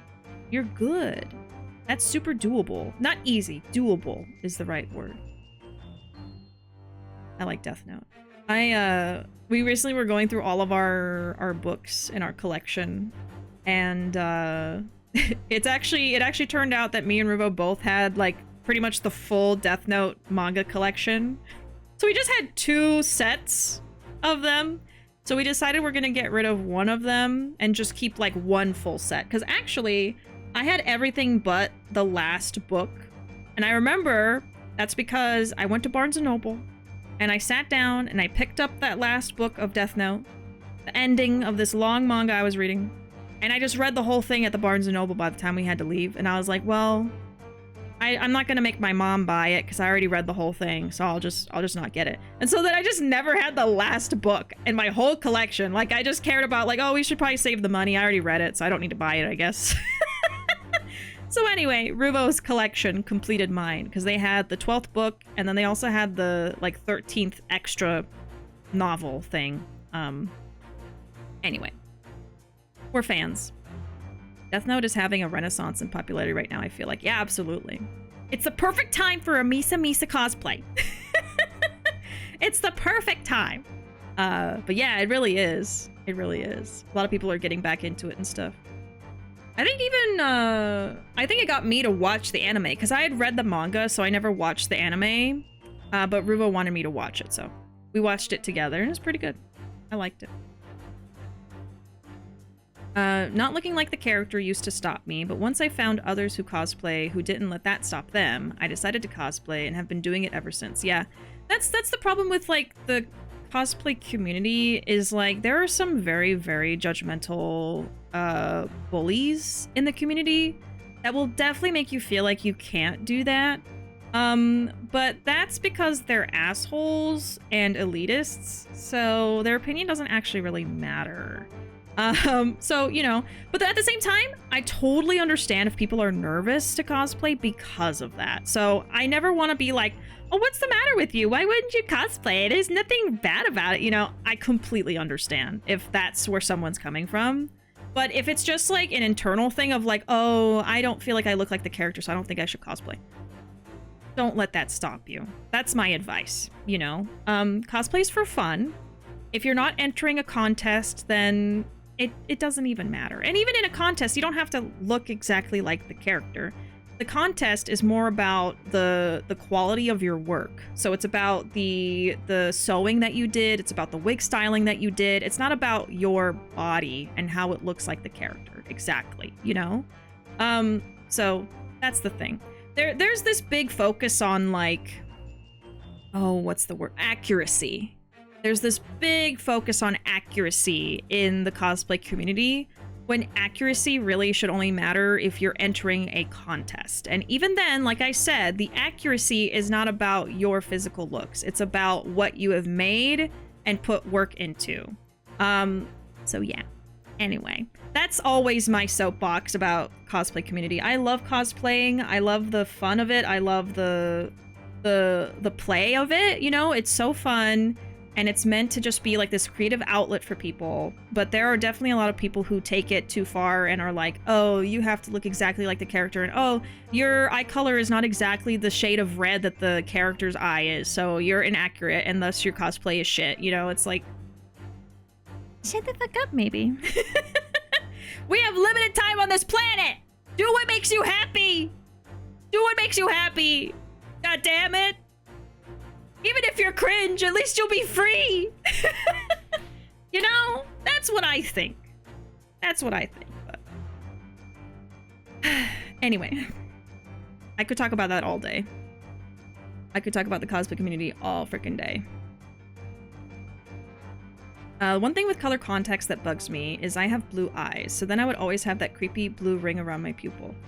I mean, I will say, like, a lot of cosplay contacts do a pretty good job at covering your whole eye, but I have brown eyes, so I wouldn't personally know from experience how that is.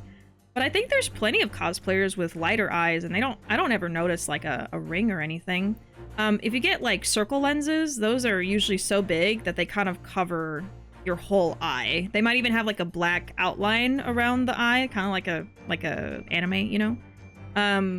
But yeah, it depends on the context. If you get something more subtle, for sure, your eye color would probably come through. But usually you can find contacts that will cover everything, yeah. But again, like, you know, a lot of people don't wear contacts for like health reasons, or they're uncomfortable wearing them, so you don't have to wear contacts. I always like wearing them. I feel like it enhances how I look personally. And just like adds to my makeup look and everything, but it's not a requirement, you know. I was reading Death Note from the local library at the same time a friend of mine was, and we would like to race to the library to get the next volume, and whoever got there first would take out the book, and then when we finished reading it, we give it to the other one at school. That's so sweet. One thing holding me back from cosplaying certain characters is my weight. Hard to find ready-made outfits in my size. Oh, I get that, yeah. And getting custom-made cosplays would cost me a fortune. That's the thing, too. I totally understand that, yeah. That's another unfortunate thing, too, is, like, they don't often have really inclusive sizes in a lot of, like, the usual shops you would find that have, like, ready-made cosplays. Yeah. It's a problem. When I finished the final volume and handed it to my friend, I said, "You're gonna be so mad." Oh my god. I remember there was this person on Tumblr years ago who went on a big angry rant because he got lots of suggestions to cosplay a character he didn't think that he looked like. Another issue is I don't think that they actually make contact strong enough for my eyes. Oh, I wear very thick glasses, but lots of characters don't. Honestly, that depends on the contact shop. That just depends on the place you buy them from. I would definitely understand, though. I feel like not all of them are going to have super, super strong prescriptions. I don't know how strong yours is. For reference, my prescription is like -4. And they always have like at least up to -4. I don't know. You're probably way past that. But I don't know. I don't pay attention to, like, the very highest prescription they go to, actually. That's interesting to think about. I would hope that there's something out there strong enough. I don't know. Yeah, contacts would definitely help then, if the character doesn't wear glasses. But you know what? Misa would wear glasses for fashion, so... I think that would work, but... Anyway. I don't want to feel like I'm pressuring you. Okay. Let's get back to this. Let's present the vase. Take that! Every time he has a voice line, I'm reminded that he's probably speaking in a British accent, but I'm not gonna do it. I gotta differentiate Ryu and Susato somehow, so I just give them my voice. The upright vase clearly reveals the truth about the part gravity played in this whole business. Upon my word, Mr. Naruhodo, you've surpassed yourself by completely turning my argument on its head. Trying to impress your assistant here, perhaps. No one is trying to steal your spotlight here, Mr. Sholmes. Trust me. As you rightly say, though it appears at first glance that all the furniture in this room is upside down. This unassuming, slender vase is standing keenly to attention. And unlike the large safe, there is nothing affixing it to the floor. And it's the exception that breaks the rule. In short, much as it pains me, the gravity in this room was never inverted at all! My deepest sympathies for your loss. Oh, poor Mr. Sholmes. Don't cry for him! But the show must go on. So, let us continue with our deductions. Now that we know this... Oh, now that we know this contrivance is not in fact an anti-gravity device, there remains but one other possibility. You don't say. Someone deliberately turned over every piece of furniture in here. Which might sound obvious, but leaves one mystery very much unsolved. Namely, why would anyone choose to do that? Quite. And naturally, there is an explanation. Yes, the reason why everything in here has been turned upside down is because of the anti-gravity device. Not so much. He's absolutely determined that this device must have something to do with it, isn't he? I'm afraid the lure of an exciting scientific explanation is too strong. Well, there's no doubt that somebody did this. Somebody turned all this furniture over. So whoever it was must have had a reason. They took table flipping too far. He was pissed. They found my freaking hideout! Are you kidding me? He just starts flipping everything in the room. I'm afraid nothing comes to mind at all, though. Let's look around and see if the answer presents itself. Okay. Woo! We found the safe combo! Oh, yeah. I have pretty bad nearsightedness and astigmatism. I think I could get untinted contacts, but not color ones. It's tough. It's tough. If you have a really specific prescription, yeah. For sure. So maybe at the very least you could just get, like, clear contacts. So you're not wearing glasses, if that bothers you, you know? Like, for instance, I usually would want to wear colored contacts for Seung-hee. I'm going to be cosplaying her at a convention soon. But I'm going to the eye doctor soon, and I might have a different prescription, so I haven't ordered new contacts for her. So I'm just going to end up having to wear clear contacts, basically. But you can still get the look across. It's not a requirement. It's really just like an enhancement that you can have if you want. It's optional.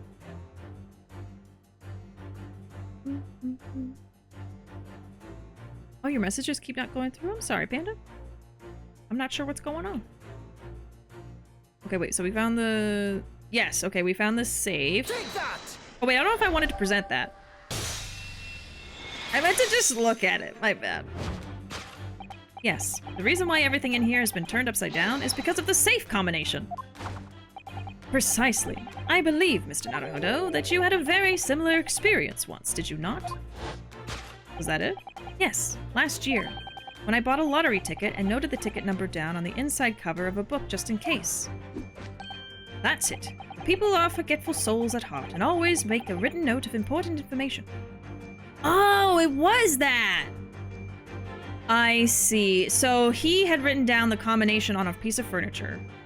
but he couldn't remember which one it was, and so he went around flipping over everything to try to find it in a hurry. Oh, okay. I didn't think about that at all. I was just going through the motion. Just keeping the ticket itself safe would be more sensible, I think. And what, pray, happened next, Mr. Naruhodo? When the day of the draw came around, I'd forgotten which book I'd written the number in and had to turn my room upside down to find it. That's it! For people are forgetful souls at heart and always forget where they've noted things down. Not if you always note things in the same place. I actually won the second prize, you know. But I couldn't remember which magazine I'd slipped the ticket into, so I had to turn my... Thank you, Mr. Naruhodo, but I believe I've proved my point now. It's not the answer, is it? Which is that a very similar scenario has clearly unfolded in this room. Finding himself requiring access to the safe, the occupant of this room needed the combination code. No, I think it is the answer. He remembered that he'd written it on the underside of a piece of furniture but forgot which one, leading to the state in which we now find the room. Yes, Mr. Drebber overturned all the furniture in here, in a desperate hurry to locate the combination code that would unlock the safe. Okay, we got it. Define the safe combo.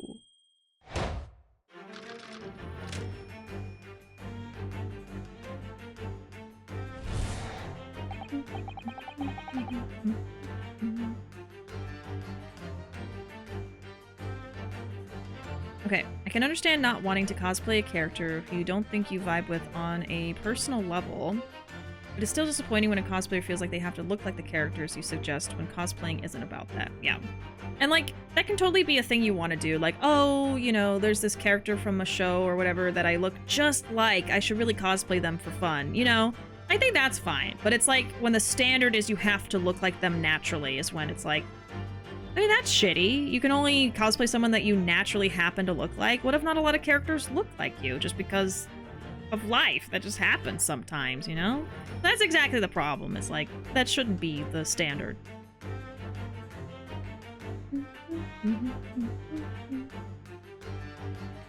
What are these dinguses talking about? Apparently the real answer. Now, let us consider the next conundrum. What was our engineer friend's aim? Indubitably, the greatest clue we have to explain his actions is above our heads. How is it possible that there are footprints all the way up there on the ceiling? We've already seen this. A question whose answer will lead us neatly to the truth, my dear madam. The reason there are footprints on the ceiling is because of the nearby skylight. Well, if a change in the direction of gravity can't explain it, then how did those footprints get there? Yes, I feel as though that particular mystery has just become even harder to solve. I can't think of any other way to explain it at all. Ooh, life was so much simpler in those halcyon days when gravity could be reversed. It was minutes ago, and those halcyon days never existed in the first place. Well, I suppose we must simply put our faith in Mr. Sholmes and observe the area in more detail. Putting our faith in Mr. Sholmes is what gets us into these situations in the first place. Okay. Oh, more? More footprints? This is a gas balloon, isn't it? It's tiny, but it does seem to be a real balloon. Yes, I think you're right. I think it's helium that's keeping it up. A green gas balloon. Why does that seem to ring a bell? If you can see, there are footprints on this balloon too, look. Oh yes. Surely that's a clue, isn't it? Though what it tells us, I'm not sure. Well, there's a shoe right there, isn't there? What the heck? It's hard to believe, but there's a shoe up there. Look! Oh yes, and there are more footprints on this little balloon too. Perhaps the shoe was thrown up there and became lodged, do you think? If so, then judging from the number of footprints, it must have been thrown up several times. Why would anyone be throwing shoes up at the ceiling, though? Oh dear. That's beyond me, I'm afraid. What?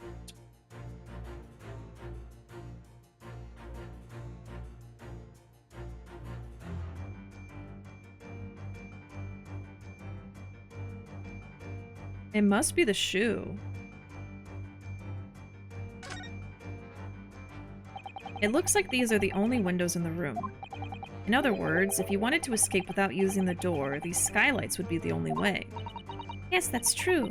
But even so, And right next to the only escape route, we notice some telltale footprints. nevertheless, as we've said many times now, gravity can't explain how they got there. Powerful springs in the soles of the man's shoes could. Have you been having strange dreams as well, like Mr. Sholmes? Is there anything in here? Okay, we already did that. Maybe it's the shoe. I mean, I don't know what else it could be. It's not the balloon. I think it's the shoe. Okay, let's go with the shoe. Take that! I mean, that explains the footprints on the ceiling. We just don't know why they're there. Shoe! Shoe! The reason there are footprints on the ceiling is because of the nearby shoe. And on closer inspection, there are clearly footprints all over the balloon as well. In other words, the aim was never the skylight at all, but the balloon. But for what purpose? A green balloon. That seems somewhat familiar data. Ah. It was a piece of a green balloon's envelope that Mr. Naruhodo and Iris found at the scene. And inside the green balloon that Master Gotts claimed he saw above the stage when the incident occurred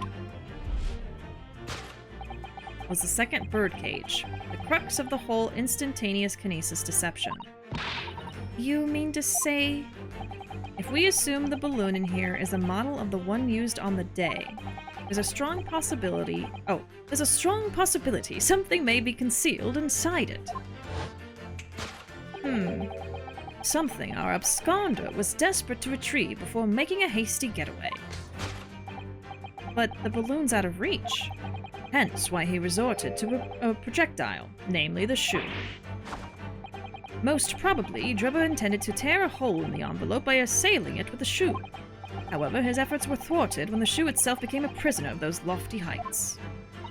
Oh dear. We desperately need to examine that balloon. If only there were some way we could see inside. We could grab it with the rope. You may recall that I found this in the room earlier, which I believe offers a solution. Oh, the rope. To reach the intended destination, what better tool than this rope? Oh?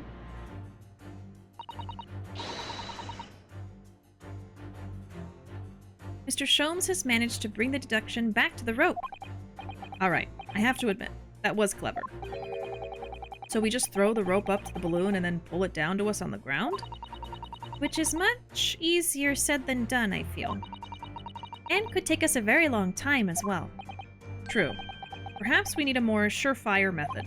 In fact, we already have one, of course, don't we? We do indeed. Take that! We do indeed!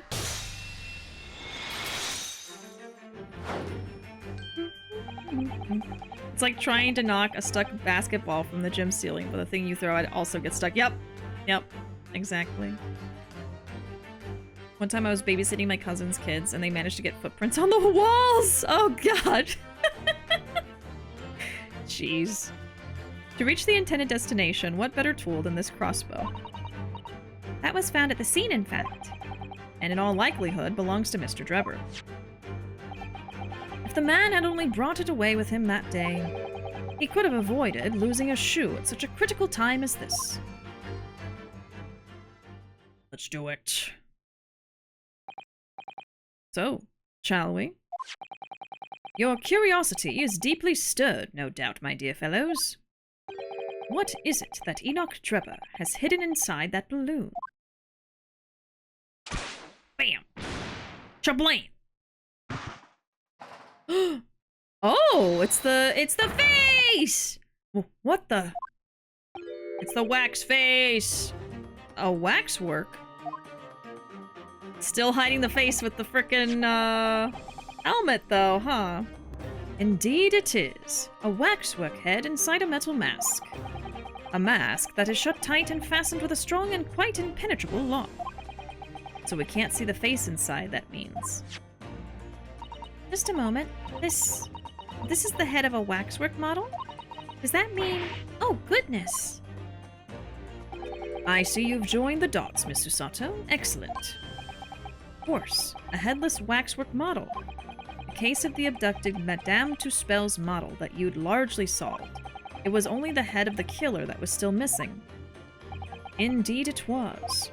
But I believe Madame Tusspells will now have to settle her sizable account with me. This, as you have now surmised, is the head of the infamous professor. Yes. But why is it here? This conclusively confirms my suspicions. The man responsible for stealing the professor from Madame Tusspells and returning it sans...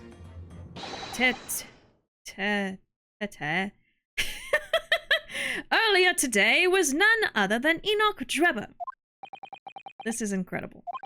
Professor Harebrain's case and the waxwork abduction they're inextricably linked by Enoch Drebber's workshop. Alright, the head of the Professor waxwork that was stolen from the Madame Tusspells special exhibit.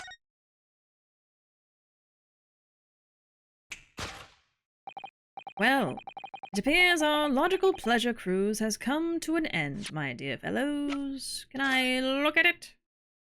Look at it! Oh, wow. This lock does look very strong, doesn't it? There's definitely no way you could remove the mask yourself if it was put on you. What a terrible way to treat someone, even a convicted criminal. I know. It's starting to make me livid, actually. Mr. Naruhodo, please. I mean, just think about it. Imagine if you had an itch on your cheek all of a sudden. You'd be utterly helpless. Well, yes, that's true. But I'm not sure that warrants quite so much anger. Oh, right. Sorry. I don't think there's anything else to look at on this thing. Jesus. Very locked up. All that remains is to speak with the architect of this adventure. The architect? You mean Mr. Drebber? As it seems quite impossible that he escaped via one of the skylights, obviously the man must still be here in the room. What? Oh my god. And his location should be abundantly clear. If you simply reflect on the journey we've made together during this deduction. Enoch Drebber is right here, somewhere in this room. So, Mr. Naruhodo, will you do the honors? Yes, of course. Oh shit. Mr. Drebber's hiding place must be the... I mean, there's a wardrobe right there. He could be hiding in the safe, actually. Not very smart, though, huh? Yeah, it's gonna be the wardrobe or the safe. So let's talk about it. Let's talk about it. He's in the oven like a pie. Baked to perfection. In the walls! He's in the walls! He's in the floors! Look at all that mess in front of the safe. Yes, plans and accounting ledgers. Almost as if somebody was in a hurry to empty the contents of the safe, in fact. It's the safe.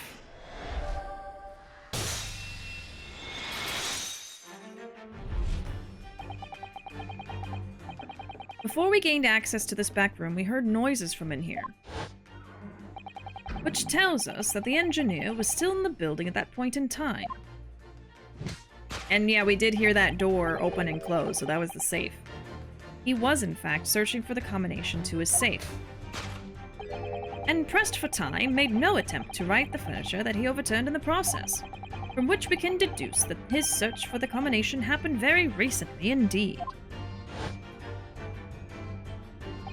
In summary, Mr. Enoch Drebber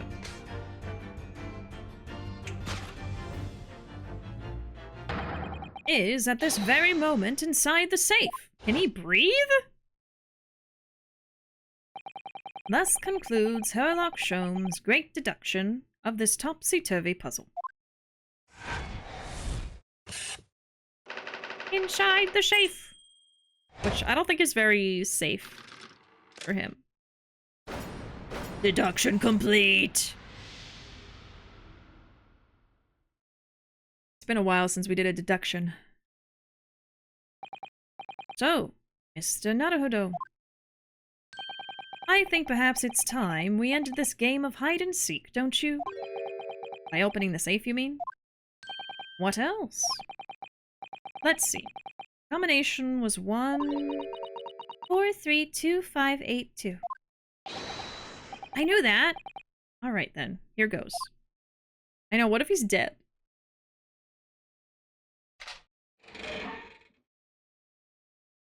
Hello! You found me. Oh, he's alive.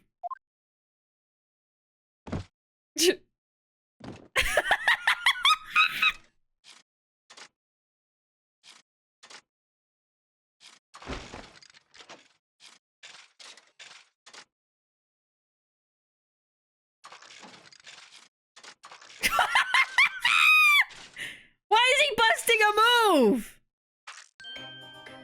Hello? He's a roly-poly. Revolver Ocelot. Right then, sir. Mr. Enoch Drebber, I presume. Correct. You better start talking. You tricked Professor Harebrain with that bogus machine you built. And you shall have to explain the theft of the waxwork from Madame Tusspells as well. Whilst I would be delighted to answer your many questions. Oh, damn! Personally, I would advise that you deactivate my little parcel first. Deactivate? Your parcel? I refer, of course, to the time bomb.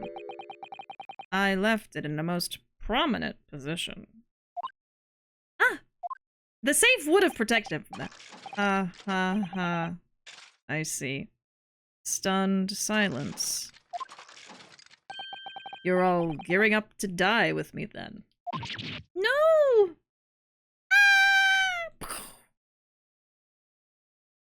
Mr. Sholmes, with only 7 seconds to spare!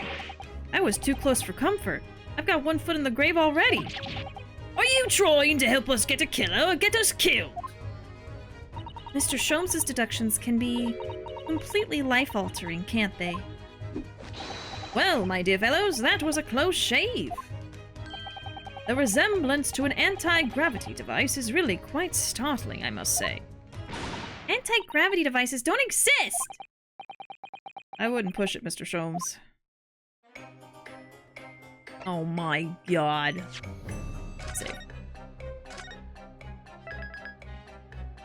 Of course it was real! What the hell else would it be, man? Gravity, atomic gravity machine, whatever. He's part pill bug. I wish he was. I like pill bugs. Okay. What happened here? What on earth happened in here? You found me, haven't you? No need to screw me down any further. Everything in here is precisely what it seems. Yeah, well, we'll be giving it a thorough going over, don't you worry, Drebber. What fails to click with me is how you were able to locate my workshop. That I was not expecting. When I heard whistling from the other room, I knew it was time to bolt. Whistling? Ah, that would have been me. Oh! For some reason, I woke in fine fettle today. No words, just tightly squeezed chips. Clearly, I must have a screw loose, though, as I couldn't remember the combination for the safe. And another one loose, as I couldn't remember on which piece of furniture I'd written it down. We also found a rope over by the wall. Yes, I had hoped to exit through the skylight, but sadly the rope was too short. So I then set about searching for the combination code to open the safe. And burning the incriminating blueprints, don't forget. Regrettably, though, you failed to retrieve the head from the balloon among the rafters. And after that, you hid yourself inside the safe, having first set this parcel ticking. Well, I had no intention of being nailed by the police. Yeah. Roly-polies are so interesting. Did you know they're crustaceans? I did know, because I very thoroughly enjoy roly-polies.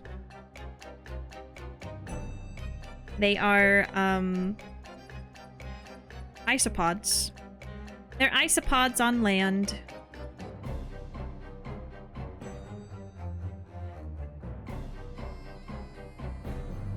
I like his theme.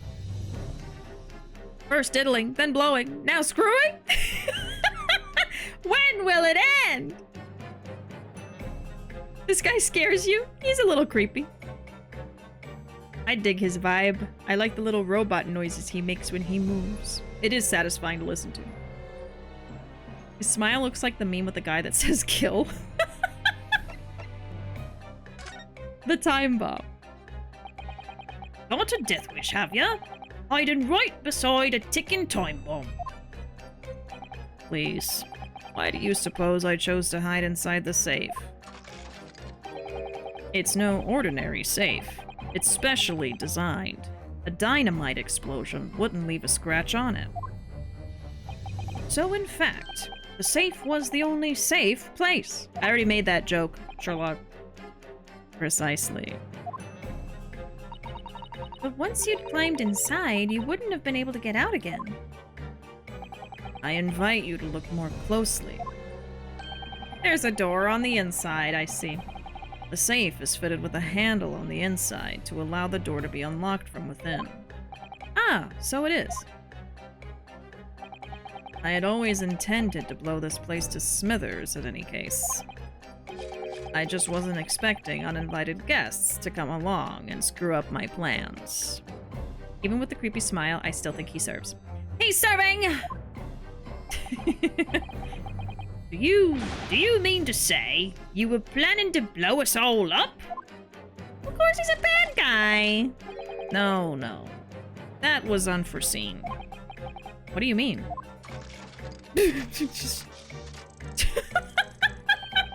Most people run, you see, when they see a ticking time bomb at their feet. Ah. I calculated the time required for retreat to a safe distance and set the device accordingly. But your seemingly endless discourse in here threw a spanner in the works. Thanks, Sherlock. Damn it. Steampunk realness. He's serving time! If he's guilty. I'm sure he is. He looks guilty. He may be serving, but he also looks guilty. Oh yes, this picture. Yes. He looks just like it. His movements and the sounds weirds me out. He's like a bug. A creepy bug. I just thought he was like an animatronic. Something wrong, Gregson? Do I have something on my face? Besides the usual eyes, ears, nose, and mouth?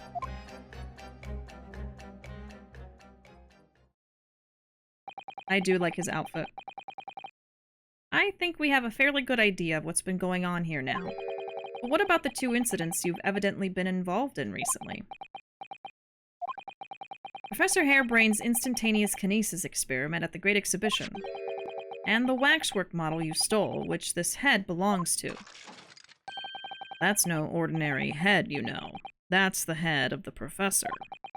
Clad in a mask with a lock so strong, I'm unable to open it safely to reveal the killer's identity. I've been considering carrying it around as protection, after all. That's enough. Oh! She. What's going on here, Gregson? I'm sure you're aware that I have sole jurisdiction to investigate here. Yes, well... Dr. Scythe again. So the forensic investigation team are here.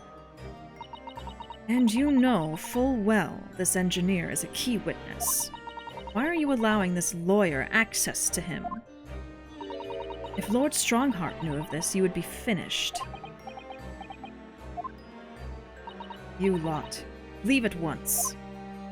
My dear madam, there's no need for such a threatening tone, I assure you. After all, that's no way to greet an old acquaintance, is it, Dr. Scythe? Hello, Sholmes. Mr. Sholmes knows Dr. Scythe. If it's protecting the machine next door that's causing such a sour expression on your face, you are quite misguided. It's really nothing more than a shell, you... Get out! But of course, we'll show ourselves the door. I see you haven't softened at all. Mr. Naruhodo. Yes? It would appear that our delightfully entertaining investigations have run their course for today. But Mr. Sholmes, let us leave this place in the doctor's capable hands. I said, get out! Now! All of you! Your presence here is not required either, Gregson. Understood. Much like Spike Spiegel, I love a woman who can kick my ass! Yes, indeed. But I'll just say one thing before I head off. If it wasn't for this lawyer and his companions, we'd never have found this place, and the whole workshop would have been blown to bits. There was a time bomb set in here, but this lot disarmed. Inspector.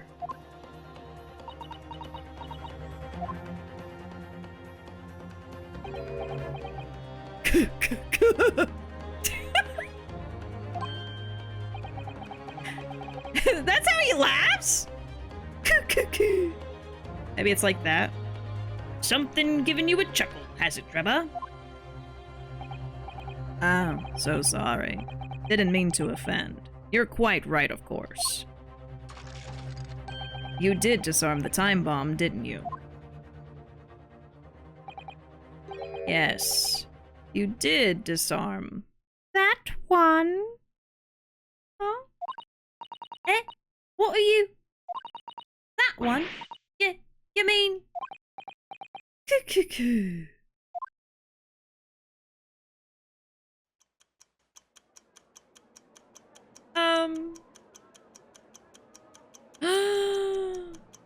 Oh shit. Oh shit.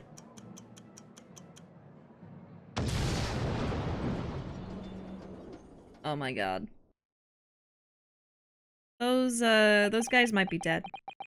It was an hour later that we heard the news of the enormous explosion that ripped through the experimentation stage at the Great Exhibition. Professor Harebrain's invention and all its secrets were blown away forever. Dang. Dang. To be continued! Cliffhanger! Ah, just in time for the end of the stream. Oh, man. That was a perfect stream, though. That whole part took up the whole stream. Science loses once again. Are you having a giggle there, mate? Having a laugh, are you? Yeah. He really was having a little giggle. He was having a little giggle to himself, the jerk. Alright. I know, no little German boy. I'm sorry. I made the title because I thought we were going to see him again. I'll just have to title it Little German Boy Don't Go in the Courtroom next time again. Oh, thank you so much for the follow, broski. I appreciate it. Thanks for hanging out with us tonight. But yeah, that's gonna be the end of the stream, everyone. Thank you for being here. I very much appreciate all of your presences here in the chat. Whether you were lurking or chatting with me, I appreciate you very, very much. We got a lot done today. I'm very happy about that. I'll probably take some notes after I end the stream. I don't feel like doing it right now, but hopefully next time I don't forget all of this. Yeah, good night, everybody. There's my social media, most active on Twitter and YouTube. There's a Discord if you'd like to join and be part of our community. We post all kinds of stuff in there, like cosplay, anime, stuff about Yakuza, stuff about Ace Attorney, all kinds of stuff. We just kind of hang out there off stream. And there are the raid messages if you're coming with us. But either way, I hope y'all have a great rest of your week and great weekend. And I will see y'all next time. Bye-bye.